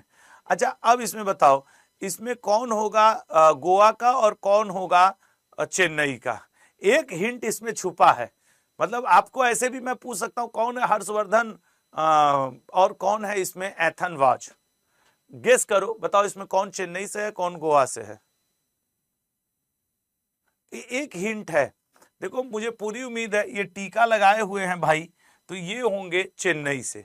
चेन्नई में नहीं लोग टीका उका लगाते हैं अक्सर पूजा, और गोवा में भी पूजा पाठ होता है, बट ये जो लुक है दैट इज गोवा। सही पकड़े हैं ना भाई? ठीक है सर, आपका चैनल कहाँ गया? अरे आनंद सिंह, हमारा चैनल है बबुआ, रोज उस पे 2 बजे क्लास हो रही है, ठीक है ना? हाँ, रोज उस पे 2 बजे क्लास हो रही है। भारत के पहले ग्रैंड मास्टर कौन है? बताओ, भारत के पहले ग्रैंड मास्टर कौन है? भारत की पहली महिला ग्रैंड मास्टर कौन है? और दुनिया के सबसे कम उम्र के ग्रैंड मास्टर कौन है? ठीक है ना? तो याद रखिएगा, भारत के पहले ग्रैंड मास्टर विश्वनाथन आनंद जी, इनको अभी एक अवार्ड भी मिला है, अभी आगे बताऊंगा। भारत की पहली ग्रैंड मास्टर सुबा रामन विजय लक्ष्मी जी, और दुनिया के सबसे कम उम्र के ग्रैंड मास्टर अभिमन्यु मिश्रा। ठीक है ना, अभिमन्यु, लेकिन सोचो मूल अमेरिका है, अमेरिका में जाके बैठ गए। छतरिया धान को हाल ही में जीआई टैग दिया गया है, यह किस राज्य की पारंपरिक फसल है? बताओ, छतरिया धान किस राज्य की पारंपरिक फसल है? छतरिया धान को करेंट अफेयर बुक, हाँ करेंट अफेयर बुक मैं सोच रहा हूं 10 जुलाई के आसपास आपको अर्धवार्षिकी पढ़ाऊंगा, और उस दिन करेंट अफेयर एसएससी रेलवे और पुलिस एग्जाम के लिए लॉन्च होगी। छतरिया धान को हाल ही में जीआई टैग दिया गया है, यह किस राज्य की है? बोलो भैया। भैया सिर्फ छतरिया धान को ही नहीं दिया गया है, छतरिया धान मध्य प्रदेश से है, और सर ये डिंडोरी इलाके में होती है। मध्य प्रदेश में एक जगह पड़ता है डिंडोरी, वहां पे बैगा समूह के लोग, बैगा ट्राइब्स, ठीक है ना, बैगा समूह के जो भाई बहन है वो इसकी खेती करते हैं मुख्य रूप से। बहुत ही पौष्टिक धान होता है, बहुत ही बढ़िया। इसके अलावा सिताही कुटकी, ठीक है ना, ये क्या है सर? अभी बता रहा हूं भैया, सिताही कुटकी मिलेट है बेसिकली, ये सिताही कुटकी, इसको भी जीआई टैग दिया गया है मध्य प्रदेश का। इसको हम लोग कहते हैं सिताही माइनर मिलेट। नाग दमन कुटकी, और किसको दिया गया है सर? नाग दमन कुटकी, ये भी मिलेट है, ठीक है ना। नाग दमन कुटकी ये भी एक प्रकार का आपके क्या है, मिलेट है। बैगानी, बैगानी अरहर, ये अरहर की दाल है, इसको भी दिया गया है, पल्स दाल है। उसके अलावा यही नाग दमन, हाँ ये 4 को दिया गया है। अब से कुछ दिन पहले की बात है कि मलाबी आलू जो इंदौर का था, बालम खीरा, ठीक है ना, और रतलाम का दिया गया था एक और ना, गराडू, रतलाम के गराडू को। तो इस समय मध्य प्रदेश को बहुत सारे जीआई टैग मिले हैं। जीआई टैग हमेशा याद रखना 10 वर्षों के लिए दिया जाता है, जियोग्राफिकल इंडिकेशन। इसका जो हेडक्वार्टर पड़ता है, जहां से ये जारी किया जाता है, वो चेन्नई में जारी किया जाता है। अभी 2 दिन पहले की बात है, मध्य प्रदेश के और 2 कृषि प्रोडक्ट, जबलपुरी मटर और सिंघाड़ा, जबलपुर जो कि आपके पड़ता है नर्मदा नदी के किनारे, उसके मटर और सिंघाड़ा को भी जीआई टैग दिया गया है, ठीक है ना। हालांकि जीआई टैग के मैटर में आपके सबसे नंबर 1 पे है उत्तर प्रदेश, और उसमें भी है आपके कौन, क्या कहा जाता है, वाराणसी। हाँ, लेकिन जब से आदरणीय शिवराज सिंह चौहान जी केंद्रीय कृषि मंत्री बने हैं, जो कि मध्य प्रदेश के एक लंबे समय तक मुख्यमंत्री रहे हैं, तो थोड़ा सा मध्य प्रदेश में इस चीज को लेकर के जागरूकता जरूर आई है। अभी तुम नोटिस करो तो ये चीज है, ठीक है ना। अगले पॉइंट पे आएंगे, बी ऑप्शन। तो ये सब है, सितानी कुटकी, बैगन, अरहर, ऐसा अरहर का दाल जो देसी टाइप का होता है, छतरिया धान और नाग दमन कुटकी, ये सब बैगा समूह के लोग करते हैं। अच्छा, अगर इन लोग के हाथ का देसी खाना मिले तो आदमी स्वस्थ रहे। हम लोग को ससुरा मतलब नसीबे नहीं होता है, हालांकि हम तो गांव से हैं तो हमको तो हो जाता है। बल्कि बैगा समूह का तो मेरा एक मित्र भी है, उसका नाम संतोष है, तो मैं तो उसको अच्छे से जानता हूँ। अच्छा अगले पॉइंट पे आएंगे। तो ये चार चीजें को मिला है। किस राज्य ने, अरे नागौरी राजस्थान, बरौनी पेंटिंग और झारखंड, केसरिया कलाकंद झारखंड। अगले पाएंगे पहला राष्ट्रीय ग्रामीण विकास सम्मेलन। अभी पिछले क्वेश्चन में हमने एक लाइन बोली थी कि शिवराज सिंह चौहान जी केंद्रीय कृषि मंत्री, मैंने नाम लिया था। हाँ, तो याद रखो अभी शिवराज सिंह चौहान जी ने नई दिल्ली में पिछले महीने की 28 और 29 जून को, ठीक है ना, 28 और 29 जून को शिवराज सिंह चौहान जी 28 और 29 जून को नई दिल्ली में इस पहले राष्ट्रीय ग्रामीण विकास सम्मेलन, ये इंपॉर्टेंट क्वेश्चन बनेगा। रीजन है, देखो पहली बार आयोजन हुआ है ना लाल, पहली बार आयोजन हुआ है, तो फिर ये इंपॉर्टेंट बनना ही बनना है। राष्ट्रीय ग्रामीण विकास सम्मेलन ये निश्चित इंपॉर्टेंट बनेगा। और आपको ये भी बता दे, इसमें विकसित ग्राम विकसित भारत, इस बार की जो थीम रही इस पहले मीटिंग की, विकसित ग्राम विकसित भारत, ठीक है ना, विकसित भारत ये थीम है। विकसित ग्राम विकसित भारत ये इस बार की थीम है। वैसे इसको इस तरीके से भी बोला जाता है, ग्रामोदय से राष्ट्रोदय।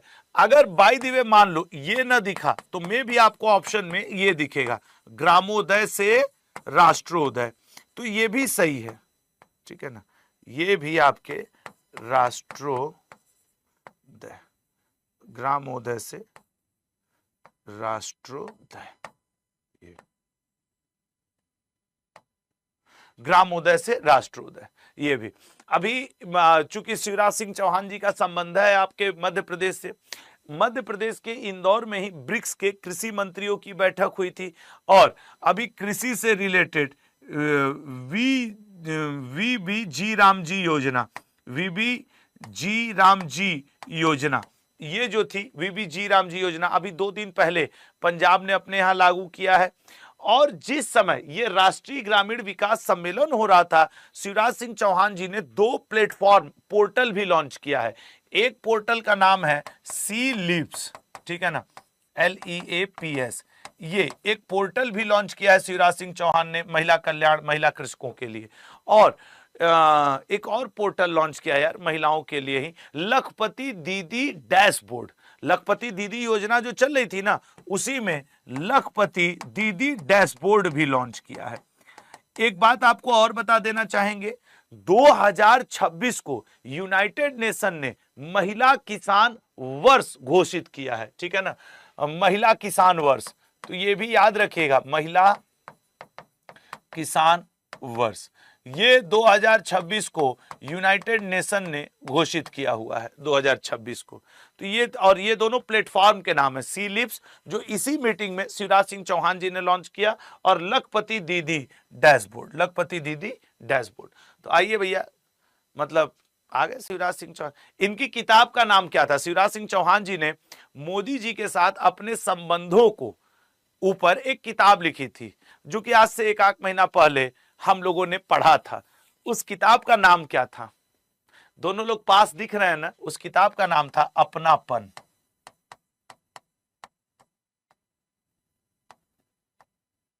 है भैया, अपनापन ये लॉन्च किया था, ठीक है ना। अगले पॉइंट पे आएंगे। अच्छा, ये तो एक्स्ट्रा इंफॉर्मेशन कि कौन सी बैठक कहां हुई। 2-3 चीजों पे सेशन लेने लायक है, एक महत्वपूर्ण नियुक्तियां और एक महत्वपूर्ण बैठक, G7 की बैठक, एक मोदी जी का अवार्ड।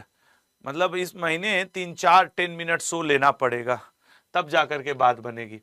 71वें अंतरराष्ट्रीय मौसम विज्ञान संगठन पुरस्कार से किसे सम्मानित किया गया? देखो अब यहां पे मैं पहले बताऊं, जो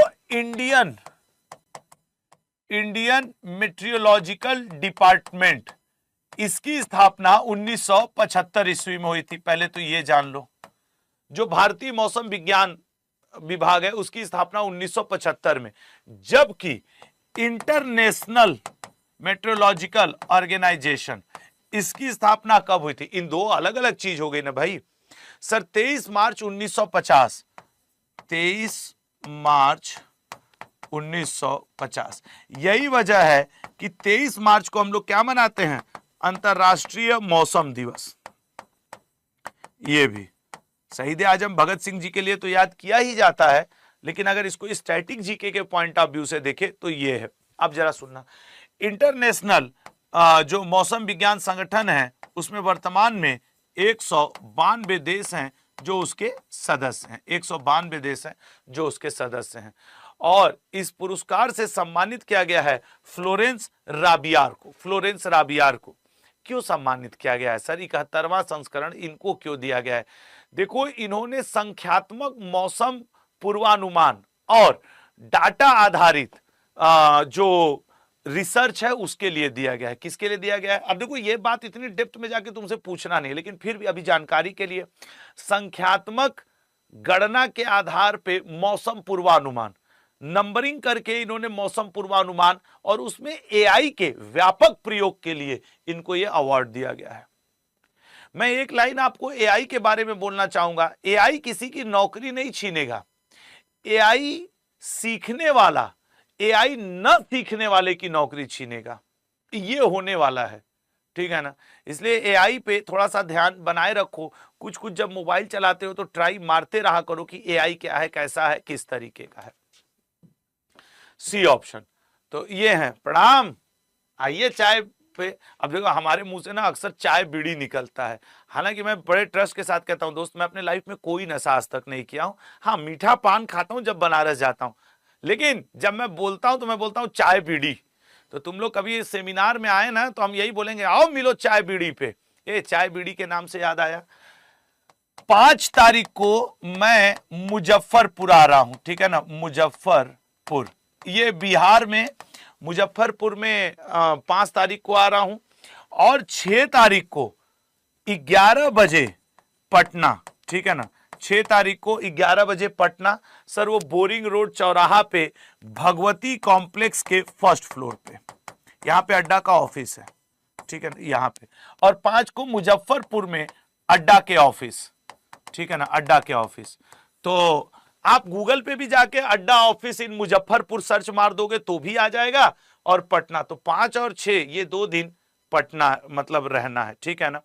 आप यार, मुजफ्फरपुर बिहार में पटना से 2-2.5 घंटे का रास्ता है ना। आप अड्डा ऑफिस यहां पे सर्च मार दोगे, और पटना में तो बता ही दे रहा हूं कि जो बोरिंग रोड चौराहा है वहां पे भगवती कॉम्प्लेक्स, उसके फर्स्ट फ्लोर पे अड्डा का ऑफिस है, वहां पे मुलाकात होगी, ठीक है ना? ठीक है, चलो तो अगले पॉइंट पे आते हैं। एक वो कह रहा है मुजफ्फरपुर में क्या करने आ रहे हैं गुरुजी? अड्डा के ऑफिस में आ रहे हैं लाल, तुम लोग से मिलने आ रहे हैं जो मुजफ्फरपुर के हो। अगले पे आते हैं। तो भैया ये फ्रांस की हैं, फ्लोरेंस राबियार, 71वां अवार्ड इनको दिया गया है। कौन सा? अंतरराष्ट्रीय मौसम विज्ञान संगठन पुरस्कार इनको दिया गया है। आओ, भौतिकी में वुल्फ पुरस्कार 2025 किसे प्रदान किया गया है? Banker of the year award 2026 किसे प्रदान किया गया है? कार्टूनिंग के लिए प्रतिष्ठित बार्टन अवार्ड। तो भैया आइए, Jainendra Jain, James P Einstein, Mordechai हैबलम को दिया गया। भैया इतना लंबा, खैर जैनेन्द्र जैन जी का नाम याद रखना, भारतीय मूल के हैं। के सत्यनारायण राजू को बैंकर ऑफ द ईयर का अवार्ड दिया गया है, केनरा बैंक के पूर्व प्रबंध निदेशक और सीईओ है। कार्टूनिंग के लिए सुभाषिनी शेख को। Sports journalist federation of India, बहुत ही प्रतिष्ठित अवार्ड है, अभी तक 6 लोगों को ही दिया गया है। और वो 6 लोगों का तुम नाम सुनोगे तो कहोगे अरे सर कितना महान टाइप के लोग, जैसे पीटी ऊषा, विजय अमृतराज, प्रकाश पादुकोण जी, सुनील गावस्कर जी, अवनी लेखरा जी, जीव मिल्खा सिंह जी, इन लोग को दिया गया है। और अब दिया गया है विश्वनाथन आनंद जी को। मतलब अगर किसी को sports journalist federation of India medal मिल रहा है तो समझ लेना कि वो बहुत बड़ी निश्चित तौर पे अपने क्षेत्र की हस्ती है। अब जिसको नहीं मिला है हस्ती नहीं है, ऐसा मैं नहीं कह रहा हूं। नहीं कहोगे क्या सर सचिन तेंदुलकर सर हस्ती नहीं है? अरे बहुत बड़ी हस्ती यार, भारत रत्न है, सबसे ऊपर अवार्ड तो इन्हीं के पास है।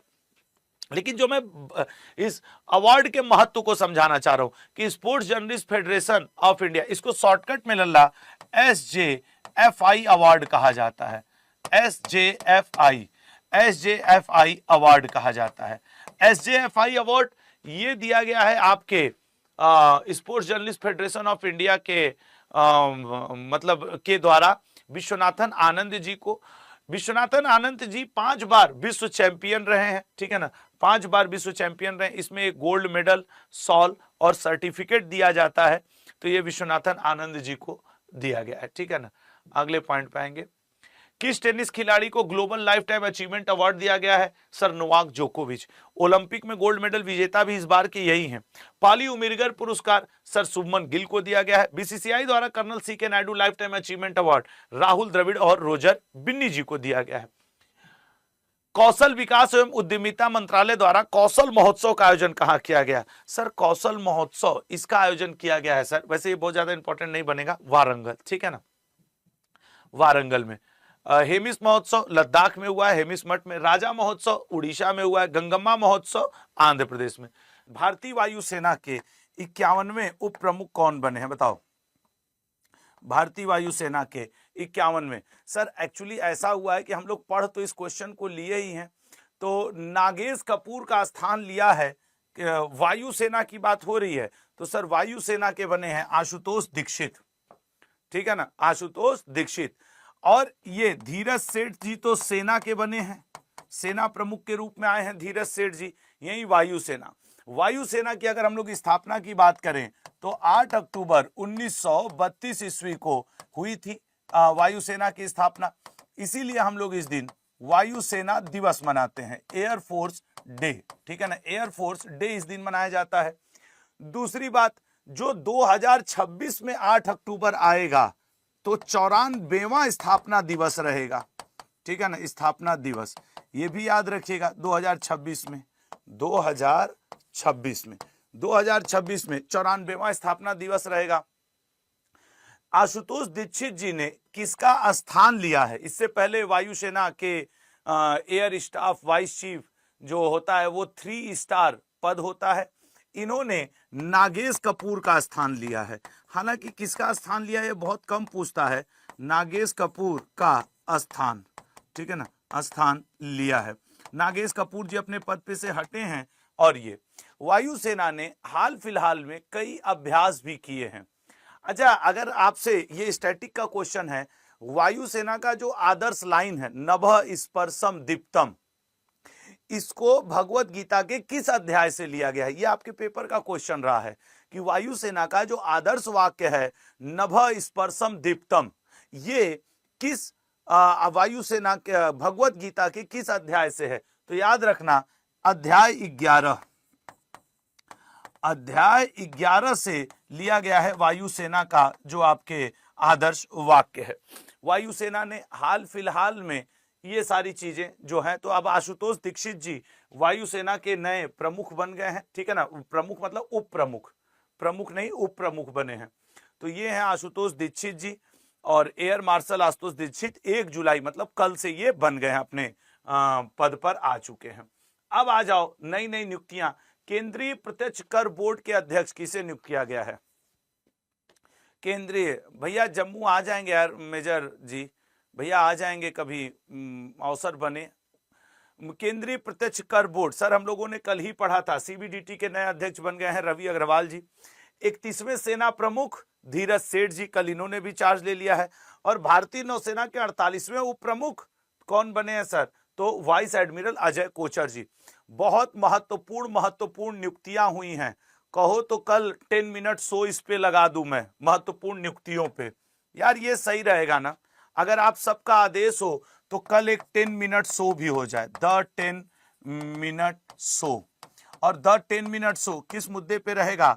महत्वपूर्ण नियुक्तियां, महत्वपूर्ण नियुक्तियां, ठीक है ना, कुछ इसी तरीके का, या कौन क्या कहां, ठीक है ना, कौन क्या बना है और कहां बना है, ऐसे करके कौन क्या कहां, ये बहुत जरूरी है लाल। ये वाला एक सेक्शन 1 नंबर आपको दिलवा देगा, ये द 10 मिनट शो, ठीक है। आज ही हम लोग डील कर लेते हैं, कल एक द 10 मिनट शो रहेगा, ठीक है।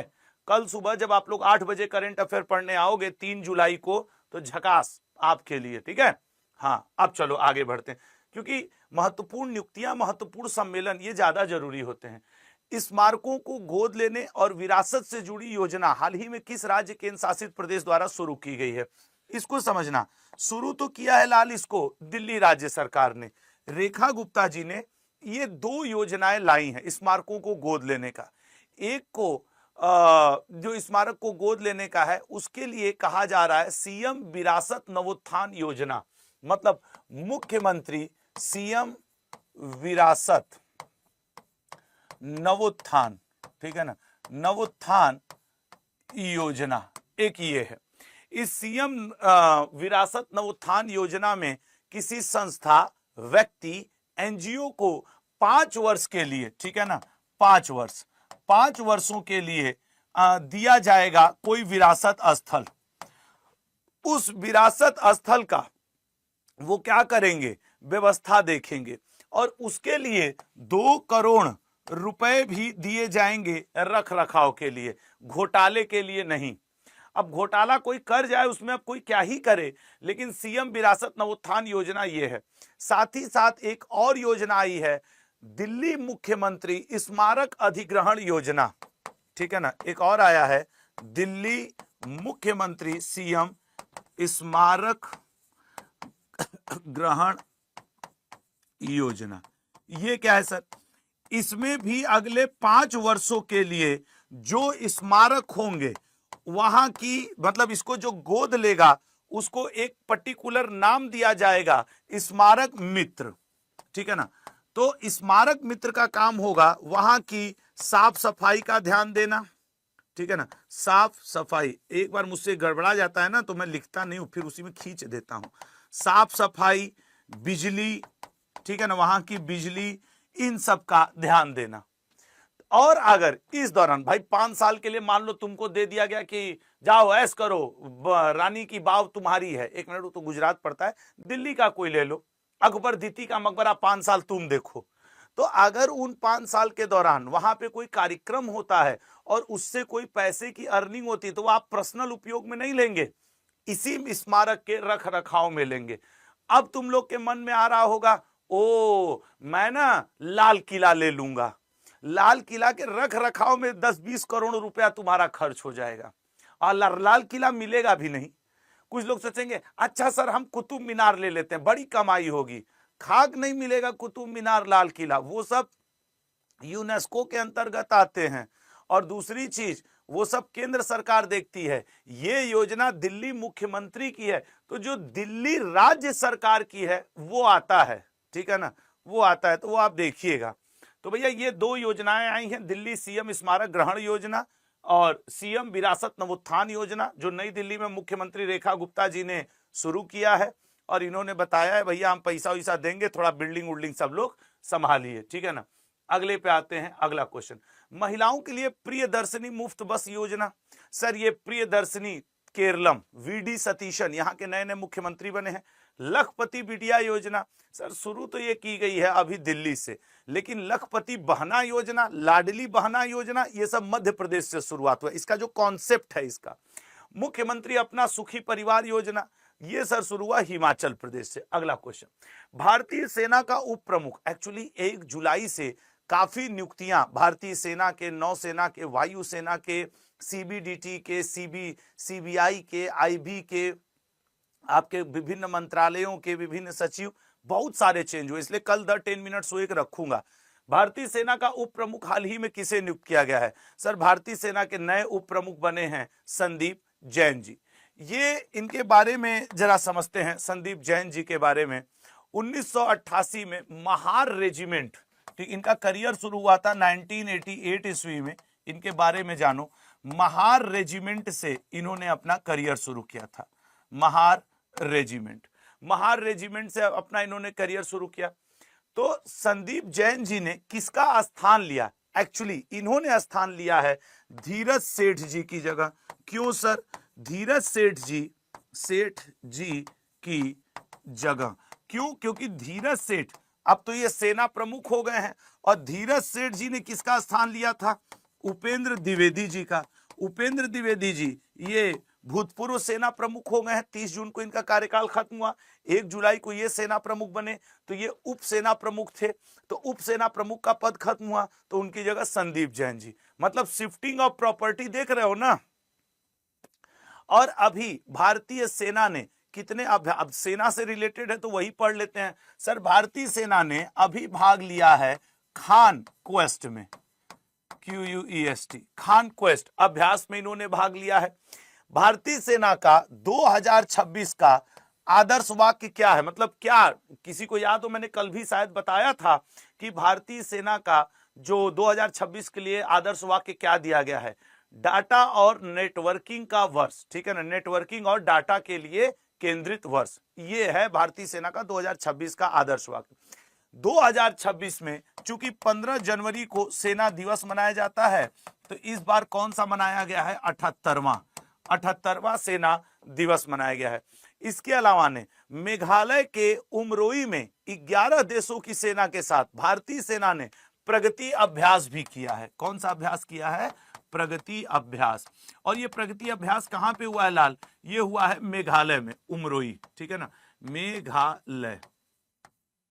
मेघालय उमरोई में हुआ है ये अभ्यास, ठीक है। और तो ये थोड़ा ध्यान रखिएगा। तो भैया संदीप जैन जी नए उप सेना प्रमुख बन गए हैं, ठीक है ना, नए उप सेना प्रमुख। चलो अगले पॉइंट पे आते हैं। देखो हमारे क्लास के एक दो लड़के कह रहे आओ कॉफी पिए, अरे क्रिस तू मतलब भाई नालायक, पढ़ाई करो। विदेशी व्यापार महानिदेशालय, देख रहे हो ना कितनी नियुक्तियां हुई हैं। कल कंफर्म मैं तुम लोग को टॉप 50 नियुक्तियां पिछले 4-5 महीनों का पढ़ाऊंगा, 6 महीनों का एक्चुअली। और अर्धवार्षिक करंट अफेयर 12 जुलाई को हम लोग पढ़ेंगे, संडे को अर्धवार्षिक, ठीक है ना। हम सब ये क्या है, विदेश व्यापार महानिदेशालय का सर लव अग्रवाल को अंतरराष्ट्रीय मतलब कि ये क्या लिख रहा है भाई, इसका कमेंट एक बार देखो तो।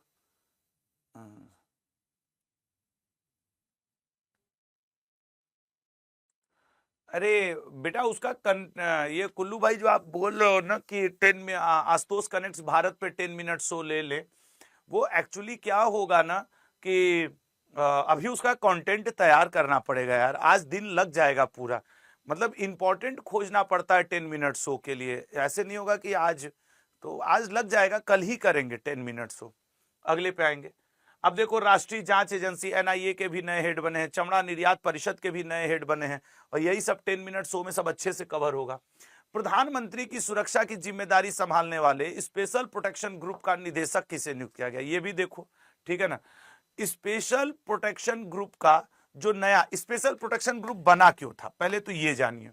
सर जब इंदिरा गांधी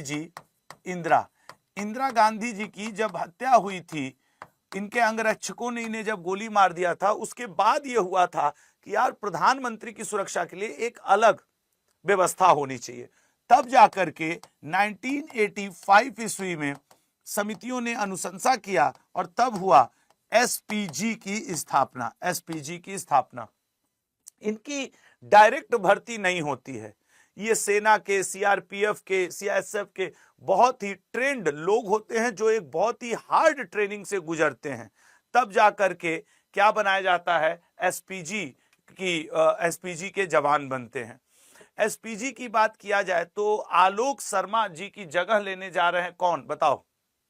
आलोक शर्मा जी की जगह लेंगे आपके कौन, अमित कुमार, कहां है ये अमित कुमार। इससे पहले जो हुआ करते थे उनका नाम था आलोक शर्मा जी, ठीक है ना, आलोक शर्मा जी इनसे पहले हुआ करते थे। तो अब ये स्पेशल प्रोटेक्शन जो के टीम के हेड हैं अमित कुमार जी, और ये अब बन गए हैं एसपीजी के नए हेड। इन लोग का मुख्य कार्य होता है प्रधानमंत्री और प्रधानमंत्री से जुड़े उनके परिवार के लोगों की विशेष सुरक्षा प्रदान करना, ठीक है ना। काफी हार्ड ट्रेनिंग होती है। याद रखिएगा ये जो अमित कुमार जी बने हैं ये उत्तर प्रदेश के 1991 बैच के आईपीएस अधिकारी हैं। अब जैसे देखो आने वाले समय में यूपी पुलिस की वैकेंसी आने वाली है, तो इट मे बी पॉसिबल कि वो पूछ दे, क्योंकि अमित कुमार का संबंध कहां से, यूपी कैडर, तो यूपी पुलिस में इसको मे भी घुमा फिरा के पूछ दे।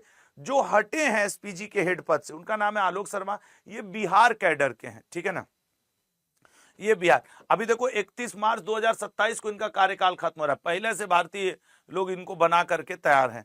और जो अमित कुमार है, अच्छा अमित कुमार बिहार कैडर के 1994 बैच के आईपीएस अधिकारी, क्षमा करिएगा मैंने उल्टा बोल दिया था। अगले पॉइंट पाएंगे, परमाणु ऊर्जा नियामक बोर्ड का अध्यक्ष किसे नियुक्त किया गया है, ए बालासुब्रमण्यम को। आईटीबीपी का महानिदेशक शत्रुजीत सिंह कपूर को। सीमा सुरक्षा बल का महानिदेशक प्रवीण कुमार को। ये सब क्वेश्चंस मेरा हौसला बढ़ा रहे हैं कि कल है द 10 मिनट शो होगा नियुक्तियों के ऊपर। हाल ही में किस भारतीय टीम ने लॉस एंजलिस ओलंपिक 2028 के लिए क्वालिफाई कर लिया है? भारतीय महिला क्रिकेट टीम ने T20 के ये फॉर्मेट में क्वालिफाई कर लिया है। हालांकि जो अभी वर्ल्ड कप चल रहा है, आपने देखा होगा इंग्लैंड का वर्ल्ड कप चल रहा है, इंग्लैंड एंड वेल्स में वर्ल्ड कप 2026 चल रहा है, T20 वर्ल्ड कप। हालांकि भारत उसमें ऑस्ट्रेलिया से हार करके अपना सफर समाप्त कर चुकी है, लेकिन हाल फिलहाल के उसके प्रदर्शन, वनडे इंटरनेशनल में विश्व चैंपियन होना, 128 साल बाद ऐसा हुआ है कि क्रिकेट को एंट्री मिली है किसमें? ओलंपिक में। लॉस एंजलिस ओलंपिक जो 2028 में यूएसए, लॉस एंजलिस यूएसए में पड़ता है, यूएसए में हो रहा है, वहां पे इसको एंट्री दी गई है। 14 जुलाई से शुरू होकर के करीब 29 जुलाई तक ये आयोजन रहेगा। 14 जुलाई से शुरू होकर के 2028, अभी 26 चल रहा है, 27 उसके बाद 28 तक ये रहेगा। भारतीय महिला क्रिकेट टीम यहाँ पे इस बार के ओलंपिक में 2028 के लॉस एंजलिस LA ओलंपिक में करीब 35 प्रकार के खेल खेले जाएंगे और क्रिकेट के अलावा भी अन्य कई गेम को एंट्री दी गई है इस बार। लेकिन अभी के लिए क्वेश्चन, तो चूंकि भारतीय महिला क्रिकेट टीम को एंट्री दी गई है तो ये अपने लिए इंपॉर्टेंट होगा। इस समय जो इंटरनेशनल ओलंपिक कमेटी के अध्यक्ष हैं उनका क्या नाम है? सर क्रिस्टी कोवेंट्री, ठीक है ना, उनका नाम क्या है लल्ला? क्रिस्टी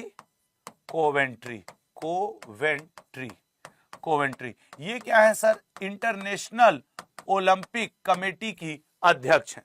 और जब से Christie Coventry international Olympic committee के अध्यक्ष बनी है तब से ये पहला आयोजन होगा, ठीक है ना, तब से ये पहला आयोजन होगा इनके अंडर में होने का, ठीक है ना, तो ये आप ध्यान रखिएगा।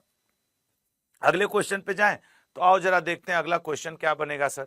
तो भारतीय महिला क्रिकेट टीम ये जो है, अच्छा इनकी कप्तान कौन है? तो हरमनप्रीत कौर है। लेकिन व्यक्तिगत तौर पे बताएं, जिस तरीके से ऑस्ट्रेलिया की वो लड़कियां चाप के हरा देती हैं सब, मतलब दुख होता है यार कि ये लोग विश्व चैंपियन की तरह गई और हो गया। वैसे T20 एकदम अलग फॉर्मेट है। भारतीय क्रिकेट टीम को संभवतः और तेज प्लेयर चाहिए, जैसे नहीं लड़कों में ये अभिषेक शर्मा, वैभव सूर्यवंशी, ऐसे 2-4 तो महिला टीम में भी चाहिए। हालांकि सैफाली वर्मा, ऋचा घोष ये 2 हैं, लेकिन उसी तरीके की 1-2 और चाहिए, तब जाकर के माहौल बनेगा। अब हरमनप्रीत और स्मृति मंधाना ये दोनों लोग परफेक्ट वनडे प्लेयर हैं, लेकिन मतलब T20 में थोड़ा और लगता है कि मतलब चाहिए अभिषेक शर्मा, वैभव सूर्यवंशी, ये सब जैसे बैट्समैन थोड़े से। 39वें राष्ट्रीय खेल का आयोजन कहां किया जा रहा है? सर 39वें राष्ट्रीय खेल का मेघालय में। फीफा महिला विश्व कप 2027 का आयोजन ब्राजील में और Olympic e sports game Riyadh में। 2 चीज और, इंग्लैंड में जो वर्ल्ड कप चल रहा है और फीफा फुटबॉल वर्ल्ड कप जो चल रहा है, ये 2 भी याद दिलाना, इन 2 पे भी 10 मिनट्स हो, क्योंकि अपने आप में बड़े इवेंट हो रहे हैं। खास करके फीफा फुटबॉल वर्ल्ड कप इसी महीने में उसका फाइनल भी है 19 जुलाई को, तो उस पे तो 10 मिनट्स बहुत जरूरी है। संयुक्त राष्ट्र द्वारा जारी SDG इंडेक्स में भारत को कौन सा स्थान दिया गया? इससे पहले कि आप SDG को, इस क्वेश्चन को समझें, SDG को समझिए कि सर होता क्या है। एक्चुअली इसको ऐसे समझा सकते हैं, 2015 की बात है 2015 की, जब यूनाइटेड नेशन की एक संस्था है जिसका नाम है UNSDN, उस संस्था के माध्यम से यूनाइटेड नेशन ने यह तय किया कि दुनिया के करीब करीब 167 देशों को हम 17 लक्ष्य दे रहे हैं, 17 लक्ष्य 2030 तक के लिए। इस 17 लक्ष्य को प्राप्त करना है सबको, जैसे प्रदूषण कम करना है, ग्लोबल वार्मिंग कम करना है, प्लास्टिक कार्बन उपयोग कम करना है, मतलब इस तरीके के 17 लक्ष्य दिए गए। हर वर्ष यूनाइटेड नेशन की संस्था UNSDN, जिसको आप क्या कहते हो, सतत विकास ठीक है ना। संयुक्त राष्ट्र सतत विकास समाधान नेटवर्क, संयुक्त राष्ट्र सस्टेनेबल मतलब सतत विकास, डेवलपमेंट, एंड मतलब नेटवर्क, ठीक है ना। ये हर वर्ष फिर उस साल से रिपोर्ट जारी करने लगी कि ये 167 देश अपने लक्ष्य को हासिल करने में किस नंबर पे हैं। तो भारत ने इस बार जो स्थान प्राप्त किया है वो 94वां, ठीक है ना। मतलब समझ गए कि ये क्या है लल्ला। 2015 में यूनाइटेड नेशन ने विश्व के सामने 17 लक्ष्य रखे, 167 देश उस पर एग्री हुए कि हाँ हम ये 17 काम करेंगे। इन्हीं 17 लक्ष्य को सस्टेनेबल डेवलपमेंट गोल कहा गया कि ये है आपके गोल, इन गोल को अचीव करिए। इन गोल को जो टीम अचीव करती है देश, उनको 0 से लेके 100 अंक पे मापा जाता है। जो 100 में 100 पा गया मतलब कि भैया हमने 17 टारगेट पूरा कर लिया एसडीजी का। भारत ने इस बार 68.3 अंक हासिल किए हैं। भारत के जो अंक हैं लाल वो कितने हैं? 68.3 अंक। तो अब ये क्वेश्चन समझ में आ गया। आज के बाद कहीं भी पेपर में आपको लिखा हुआ मिलेगा एसडीजी इंडेक्स, तो आप बता देंगे ना कि क्या है, किस तरीके का है, क्या माहौल है।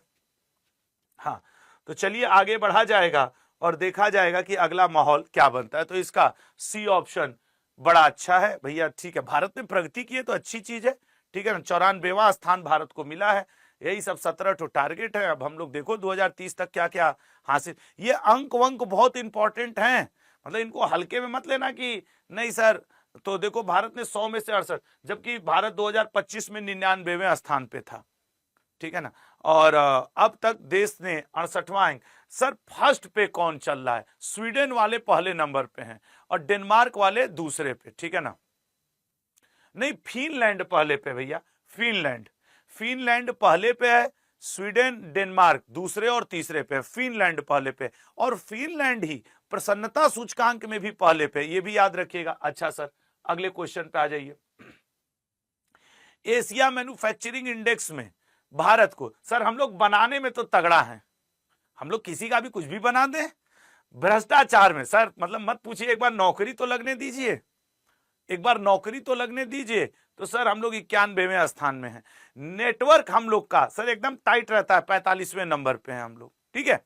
आओ लाल, टेनिस टूर्नामेंट विंबलडन चल रहा है और आप जानते हो कि सबसे साल का जो पहला होता है वो होता है सर ऑस्ट्रेलियन, फिर सर हम लोग फ्रेंच खेल लेते हैं, फिर उसके बाद सर हम लोग विंबलडन खेलते हैं और लास्ट में हम लोग यूएस ओपन खेलते हैं। इन चारों को मिला करके गुरुजी हम लोग कहते हैं ग्रैंड स्लैम, ठीक है ना, ग्रैंड स्लैम। और ग्रैंड स्लैम करियर में कौन सा जोड़ा जाता है? तो पांचवा कौन सा होता है जब हम लोग कहते हैं कि grand slam career award? Grand slam तो ये 4 हैं, एक वर्ड आ जाएगा करियर। ग्रैंड स्लैम करियर के लिए हम लोग पांचवा एक जोड़ते हैं, वो कौन सा है? मैंने एक बार बहुत अच्छे से इसको बताया था, खैर तब तक इसको एक्सप्लेन कर दूं। विंबलडन की अगर हम लोग बात कर दें तो ये 1877 ईस्वी में शुरू हुआ था। ये इंग्लैंड में खेला जाता है, ये इंग्लैंड में खेला जाता है। विंबलडन की एक बड़ी खासियत होती है लाल, इसके सभी खिलाड़ी के लिए मैंडेटरी होता है कि सफेद ड्रेस पहन करके, सफेद कलर का ड्रेस पहन के खेलेंगे। इवन दर्शकों से भी कहा जाता है कि आप कोशिश करिए कि सब दर्शक भी सफेद रंग का ड्रेस पहन के आए। जितने दर्शक विंबलडन में बैठते हैं सबको सफेद आइसक्रीम या पेस्ट्री वगैरह खाने में परोसी जाती है, ठीक है ना, या पेस्ट्री वगैरह, लेकिन सफेद कलर की है। विंबलडन एक ऐसा आयोजन है जो ग्रॉस कोर्ट पे खेला जाता है, ग्रॉस कोर्ट पे। और आज तक सर्वाधिक बार विंबलडन जीतने का रिकॉर्ड किसके पास है? गुरु रोजर फेडरर के पास, रोजर फेडरर। सर अभी तो ये चल रहा है 2025 वाला, लगे हाथ बात हो जाए। कौन जीता था जेनिक सिनर, ठीक है ना। कौन जीता था लाल? जेनिक सिनर जीता था 2025 वाला। तो वो भी थोड़ा सा ध्यान रखना होगा, तो कहीं लिख देते। अच्छा जेनिक सिनर किस देश का है बताओगे? और महिला में जीती थी ईगा स्विटेक 2025 वाला। याद रखना जेनिक सिनर भाई हैं इटली के, और कल इटली को यूनेस्को का राजधानी घोषित किया गया है, और ईगा स्वीटेक कहाँ की है, स्पेन की, ठीक है ना। तो ये आप याद रखिएगा। और इस बार कौन सा हुआ है, तो सर इस बार आयोजन किया गया है 139वां, 139वां, ठीक है मेरे भाई, तो ये ध्यान रखिएगा। अब देखो कौन जीतता है, शुरुआत तो इसकी हो गई है, मतलब कि 29 जून से ही चल रहा है। इसका हम लोग को पढ़ने को मिलेगा 12 जुलाई को कि महिला एकल किसने।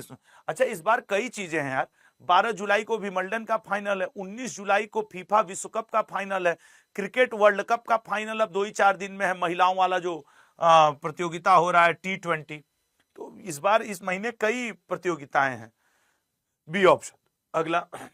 ठीक है सर, ठीक है ठीक है ठीक है। इसकी शुरुआत कब हुई थी, 9 जुलाई 1877। अगले पे आ जाइए। अगला क्या, ऑस्ट्रेलियन ओपन में पुरुष एकल का खिताब किसने जीता है। सर ऑस्ट्रेलियन में पुरुष एकल कार्लोस अल्कराज भाई। फ्रेंच ओपन में अलेक्जेंडर जेवरेव जीते हैं। टेनिस के इतिहास में सबसे ज्यादा ग्रैंड स्लैम पुरुष एकल का खिताब कौन जीता है, नोवाक जोकोविच। इन्हीं के पास विंबलडन का गोल्ड मेडल, पेरिस ओलंपिक का गोल्ड मेडल भी है जो अभी फ्रांस में हुआ था, पेरिस में। 1 जुलाई 2006 को भारतीय स्टेट 26 को भारतीय स्टेट बैंक, देखो यार भारतीय स्टेट बैंक तो कई चीजों का कॉम्बिनेशन है एक्चुअली। 1806 ईस्वी में बना था बैंक ऑफ कलकत्ता, जो बाद में जाके 3 वर्ष के बाद बैंक ऑफ बंगाल में 1809 में बदल गया था, बैंक ऑफ बंगाल। फिर सर समय बदला और थोड़ा सा जब हम लोग आगे बढ़े तो 1840 ईस्वी में बैंक ऑफ बॉम्बे बन गया। हाँ गुरुजी ये भी बना था। फिर थोड़ा सा समय बदला और 1840 के बाद 1843 में, 3 साल बाद 1843 ईस्वी में क्या बन गया था लाल, 1843 ईस्वी में, तो 1843 ईस्वी में सर बन के आ गया था आपके बैंक ऑफ मद्रास, ठीक है ना। 43 में क्या बन के आ गया था, बैंक ऑफ मद्रास। तो यहां पे बैंक ऑफ मद्रास। ये अब इन तीनों बैंकों को आपस में जोड़ दीजिए, तो ये सब 1921 में इंपीरियल बैंक में बदल गए थे, इंपीरियल, ठीक है ना, इंपीरियल बैंक। और धीरे धीरे जब देश आजाद हुआ तब जाकर के आगे चल के 1955 ईस्वी में एसबीआई का आधुनिक स्वरूप आ गया था 1 जुलाई को, ठीक है ना, 1 जुलाई को एसबीआई का आधुनिक स्वरूप आ गया था। तो एक्चुअली एसबीआई कई बैंकों का आप देखें तो मर्जर है, और एसबीआई अपना इस समय क्या मना रहा है, तो 1955 से जोड़ डालो सर, 1955 से जोड़ डालेंगे तो 71वां बर्थडे मना रहा है अपना एसबीआई। किसका किसका खाता एसबीआई में है जरा बताओ तो, इसमें किसका खाता है। मैंने जब मैं मतलब 9th-10th में था तो कोशिश की, तो सब बोले भाई माइनर वाला खाता खुलेगा, 18 वर्ष के हो जाओगे तब खुलेगा। फिर हम 2012-13 में पहुंचे, 13 में तब जाकर के हमने एसबीआई में अपना खाता खुलवाया था, शौक में। उस समय को आता था वेलकम किट, और 8 या 900 रुपए लगे थे और तब खाता खुल गया था। 2015 में मोदी जी जनधन योजना ला दिए, हमको लगा अरे यार अरे यार। अच्छा सही से बताओ किसके खाते में कितना पैसा है, जिसकी इच्छा हो बताने की। मेरे में मैं देखो आईसीआईसीआई बैंक में मेरी सैलरी आती है, कल ही आई है, उसकी बात तो नहीं करूंगा, लेकिन मेरे एसबीआई में एक खो लोन चल रहा है। काहे चीज का लोन चल रहा है सर, वो नहीं सोलर एनर्जी वाला होता है, लोन लेके लगवाए हैं घर पे, और सर करीब 738 रुपया होगा। आपको एग्जैक्ट कैसे याद है, कल है, इसमें से 1800 रुपया कटा है तो सब पता है, गरीबी बता दिए क्या, अमीरी अब ठीक है वो इधर छुपा है, वो इधर तो आदमी का चल रहा है। अरे यार तुम लोग हमसे ज्यादा पैसा रखे हो, कोई 10,000 रखा है, कोई 40,000 रखा है, हमसे पूरा 738 रुपया दो हमको 681 रुपया, 85,000, अरे बाप रे बाप, -40, साबस शेर 500, 5,000, ले लूट लो। देखो हमारे कमेंट बॉक्स में लूट चल रही है पैसा की, सब पैसा ट्रांसफर कर दो, हम अपना अकाउंट नंबर दे दे रहे हैं। तुम लोग क्या करोगे, अभी पढ़ाई लिखाई का समय है, पैसा खर्चा करोगे पागल, हट, ठीक है, तुम लोग को खर्च करने की जरूरत नहीं है, हमको दो, मैं खर्च करता हूं, मैं बताऊंगा। वैसे भी अभी कल एक लोग आए अपने मतलब भाई साहब के निमंत्रण शादी का देने आए, तो मैंने देखा, तुम लोग पता है 7 जुलाई को बड़ा अच्छा एक पवित्र दिन होने जा रहा है, हमारे मित्र हैं उनके छोटे भाई का शादी है। और कौन है मित्र वो? आदित्य रंजन सर। आदित्य रंजन सर के छोटे भाई हैं उदित, बहुत अच्छे हैं उदित, उदित से भी अपनी दोस्ती है। तो कल आए थे कार्ड देने के लिए कि सर 7 तारीख को शादी में। हम कहा यार 7 तारीख को बनारस में हमारे यहाँ भागवत कथा चल रही है, हम शायद पहुंच पावे, लेकिन शुभकामनाएं हैं आदित्य सर के भाई को। और बहुत अच्छा है कि अब वो आदित्य रंजन सर के भाई का विवाह है 7 तारीख को, बढ़िया है। इस समय सब कार्यक्रम जो नहीं रिचुअल्स होते हैं शादी के पहले के, वो सब चल रहे हैं। तो तुम लोग पैसा दोगे तो ले जाके गिफ्ट दे देंगे, हम आदित्य रंजन सर को बोलेंगे देखिए आपके भाई के लिए गिफ्ट लाए हैं, ठीक है ना। अगले पॉइंट पे आते हैं, डीआरडीओ की स्थापना करो, ठीक है ना। डीआरडीओ की स्थापना करो, कब करोगे? डीआरडीओ की स्थापना, इसरो की स्थापना यूपीएससी। सर डीआरडीओ की स्थापना 1958 में, इसरो की स्थापना 1969 में, यूपीएससी की स्थापना 1926 में, ठीक है ना। यूपीएससी की स्थापना 1926 में। अगले पाइए, बैडमिंटन विश्व चैंपियनशिप का आयोजन कहां किया जाएगा? बैडमिंटन विश्व चैंपियनशिप का आयोजन कहां किया जाएगा बताओ? सर ये 17 साल के बाद ऐसा हो रहा है कि भारत में आयोजन हो रहा है। लास्ट टाइम लल्ला 2009 की बात है, जब हैदराबाद में गोचिबोली, जो मैं उसका करेक्ट प्रोनाउंसिएशन नहीं कर पा रहा हूं, गोचिबोली स्टेडियम में इसका आयोजन हुआ था। 2009 के बाद ये 30वां संस्करण है जिसका आयोजन आदरणीय भारत में किया जा रहा है, नई दिल्ली में किया जा रहा है। और 17 साल तो बीत गए, तुम देख लो 2009, 17 और 9, 26। अब ये बात याद रखना कि इस बार जो ये बैडमिंटन का संस्करण हो रहा है, बैडमिंटन विश्व चैंपियनशिप, बैडमिंटन वर्ल्ड चैंपियनशिप, इसकी शुरुआत हुई थी 1977 ईस्वी में, ठीक है ना। हालांकि भारत को 2021 में ही यह निर्धारित कर दिया गया था कि भारत इसको करेगा। फिर बीच में हुआ कि भारत सुधीरमन कप का आयोजन करेगा। सुधीरमन कप भी बैडमिंटन से रिलेटेड है, फिर वो किसी वजह से हट गया। अब हुआ कि यार भारत ना वर्ल्ड कप का आयोजन करेगा। वर्ल्ड कप में एक खिलाड़ी का नाम जरूर याद रखना, विश्व चैंपियन भी है और ओलंपिक में गोल्ड मेडल विजेता, जो अभी 2024 में हुआ था पेरिस फ्रांस में, विक्टर एक्सेलेशन बैडमिंटन का सबसे महान खिलाड़ियों में से एक माना जाता है, जो कि डेनमार्क का है और इसने मात्र 32 वर्ष की उम्र में संन्यास भी ले लिया है। तो अभी हम लोग 2-3 महीना पहले पढ़े थे तो ये भी याद रखिएगा, ठीक है ना। ये भी याद रखिएगा कि विक्टर एक्सेलेशन, क्योंकि ये पूछ सकता है वर्ल्ड कप या फिर ये वर्ल्ड चैंपियन भी इस समय यही है, ठीक है ना। वर्ल्ड चैंपियन भी इस समय विक्टर एक्सेलेशन ही है और ओलंपिक के गोल्ड मेडल विजेता भी विक्टर एक्सेलेशन ही है। भारत से लक्ष्य सेन और प्रणय जी, ये लोग बड़े प्लेयर हैं भारत से बैडमिंटन के। प्रकाश पादुकोण जी से बड़ा कोई नाम नहीं है मेरे हिसाब से। तो भैया वर्ल्ड कप होगा भारत में, सब लोग एकदम रेडी रहो, बैडमिंटन खरीद लो, जिस दिन मौका मिले दो हाथ यहाँ पे कर लेना, ठीक है ना। तो 17 वर्षों के बाद भारत में आयोजन हो रहा है। अब देखते हैं भारत क्या करता है। 72वीं राष्ट्रीय वॉलीबॉल प्रतियोगिता कहाँ आयोजित की जाएगी? सर ये वाराणसी, अरे घर पे मेरे घर पे होगा, ठीक है। 44वीं जूनियर राष्ट्रीय खो खो बेंगलुरु में। इंडिया ओपन बैडमिंटन टूर्नामेंट का आयोजन कहाँ किया जा रहा है? नई दिल्ली में। अगले पे आइए, अंतरराष्ट्रीय मुद्रा कोष द्वारा जारी रिपोर्ट के अनुसार 2026 में सबसे ज्यादा विदेशी रिजर्व भंडार वाला देश कौन बन गया है? सबसे ज्यादा विदेशी रिजर्व भंडार वाला देश, तो सर विदेशी रिजर्व रखने के मैटर में सबसे ज्यादा आगे है चीन। चीन से ज्यादा विदेशी पैसा कोई नहीं रखा हुआ, ये बात याद रखिएगा, ठीक है ना। चीन से ज्यादा विदेशी पैसा, सब देश का पैसा सोना एकदम जुटा के रखा है। अब भाई अमेरिका लड़ने में ही लगा हुआ है तो क्या होगा।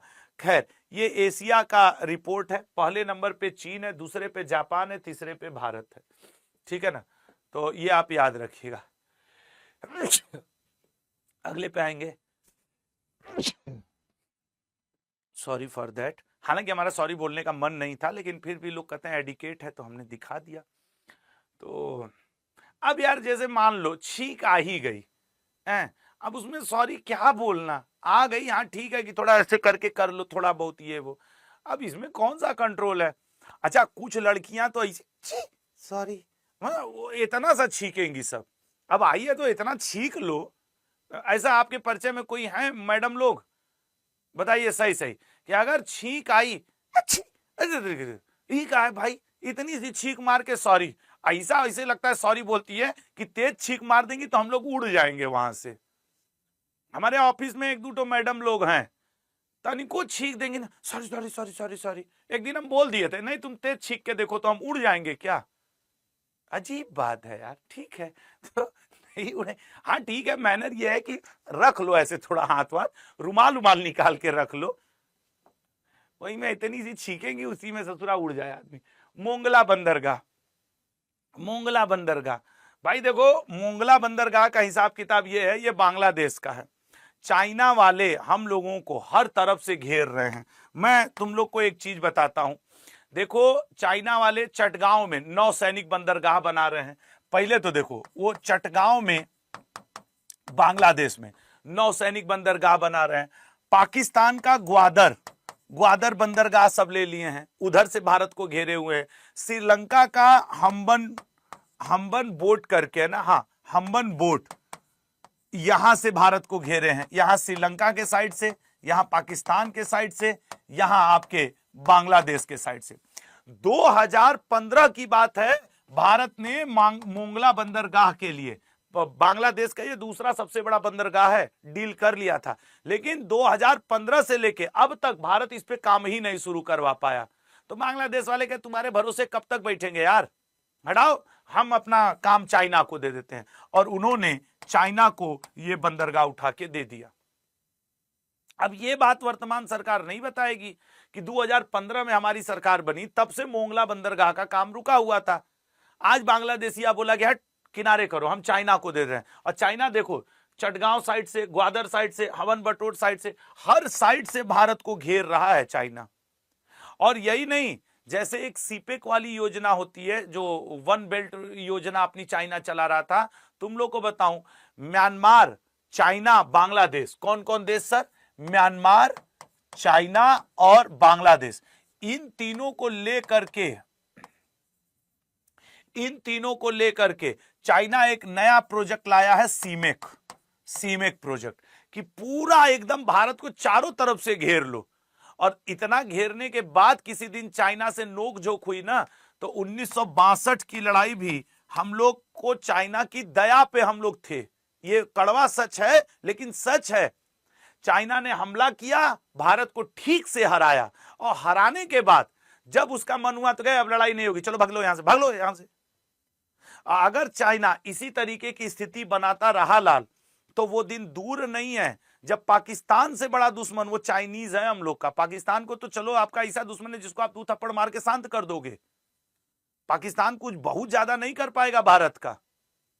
लेकिन ये बात सच है, हम लोग को चाइना की तरफ से आंख नहीं। अरुणाचल प्रदेश के साइड का पिछले साल कई गांवों का नाम बदल दिया, क्या कर ली भारत सरकार, समझ रहे हो ना। तो ये है समस्या अपने लिए सबसे बड़ी, ये चाइना ही बन रहा है। ये मोंगला बंदरगाह भी चाइना ने बांग्लादेश से ले लिया, समझ रहे हो। तो ये सब है। अगले पॉइंट पे आएंगे। तो मोंगला बंदरगाह अगर एग्जाम में पूछे कि कहां पे है लाल, तो मोंगला बंदरगाह बांग्लादेश में है, जो वहां के चटगांव बंदरगाह के बाद सबसे बड़ा बंदरगाह है, जिसको अभी उसने भारत से लेकर के चाइना को दे दिया है। तो ये चर्चा में आ गया है, तो इसको थोड़ा सा ध्यान रखना होगा। भारत की विशाल तटरेखा पर कितने प्रमुख बंदरगाह हैं सर? 13 हैं। भारत का सबसे बड़ा निजी स्वामित्व वाला बहुउद्देशीय बंदरगाह कौन सा है सर? वो मुंद्रा बंदरगाह। भारत का सबसे बड़ा कंटेनर बंदरगाह कौन है? जवाहरलाल नेहरू पोर्ट ट्रस्ट, ठीक है ना। अगले पॉइंट पे आते हैं। विश्व खेल पत्रकार दिवस, उम्मीद नहीं है पूछेगा लेकिन फिर भी जान लो, आज है 2 जुलाई। याद रखिएगा, कल मैं आपके लिए द 10 मिनट शो सुबह लेकर के आ रहा हूं, मैं पहले ही बता दे रहा हूं। और कल की क्लास बिल्कुल मत छोड़िएगा, कल मैं द 10 मिनट शो कवर करूंगा, पहले ही कवर करूंगा, ठीक है ना, पहले द 10 मिनट शो कवर करूंगा। तो ये है। अब आ जाओ, कल वाला दोहरा लिया जाए, कल वाला दोहरा लिया जाए कि क्या है। चलो आंसर करो। 1 जुलाई का करंट अफेयर रिवीजन। भारत के 31वें आर्मी चीफ कौन नियुक्त किए गए हैं? भारत के 31वें आर्मी चीफ कौन नियुक्त किए गए हैं, मुझे बताओ।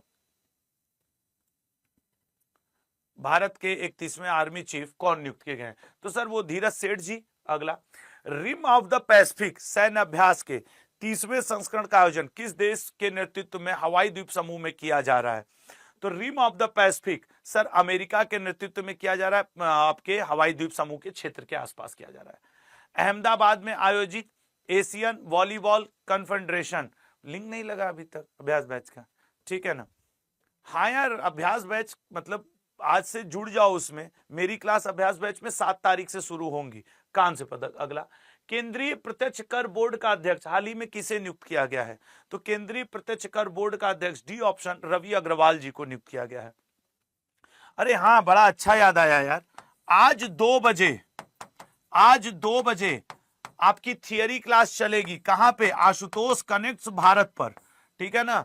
तो आज 2 बजे आपकी थियरी क्लास। टॉपिक आप इसी कमेंट बॉक्स में सुझा दीजिए, इसी लेक्चर के जब खत्म करूंगा बता दीजिएगा।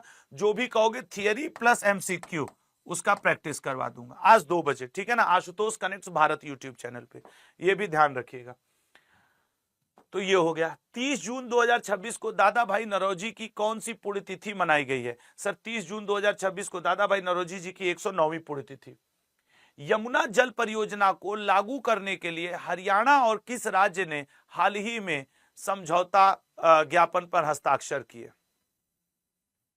सर वो किए राजस्थान के साथ। हाल ही में भारत के 97वें ग्रैंड मास्टर कौन बने हैं? सर हर्षवर्धन जीबी जी और एथन वाज, ये भी 96 में अभी ही बने हैं। छतरिया धान को हाल ही में जीआई टैग दिया गया है, यह किस राज्य की पारंपरिक फसल है? छतरिया धान को, sir B option Madhya Pradesh. पहला राष्ट्रीय ग्रामीण विकास सम्मेलन 2026 कहां आयोजित किया गया? सर ऐसा पहली बार हुआ है कि इस तरीके का सम्मेलन हुआ नई दिल्ली में। शिवराज सिंह चौहान जी ने इसका मतलब कि उद्घाटन किया। 71वें अंतर्राष्ट्रीय मौसम विज्ञान संगठन पुरस्कार से किसे सम्मानित किया गया है? 71वें से सम्मानित किया गया फ्लोरेंस राबियार को। Sports journalist federation of India medal निम्न में से किस महान खिलाड़ी को प्रदान किया गया है? सर ये दिया गया विश्वनाथन आनंद जी को, ठीक है ना? विश्वनाथन आनंद जी को, ये आप याद रखिएगा, विश्वनाथन आनंद जी को दिया गया है। अगला, कौशल विकास एवं उद्यमिता मंत्रालय द्वारा कौशल महोत्सव 2026 का आयोजन कहां किया गया? सर कौशल महोत्सव 2026 का आयोजन वारंगल में किया गया है। अगला, वस्तु एवं सेवा कर दिवस हर साल किस दिन मनाया जाता है? सर वस्तु एवं सेवा कर दिवस हर साल 1 जुलाई को मनाया जाता है।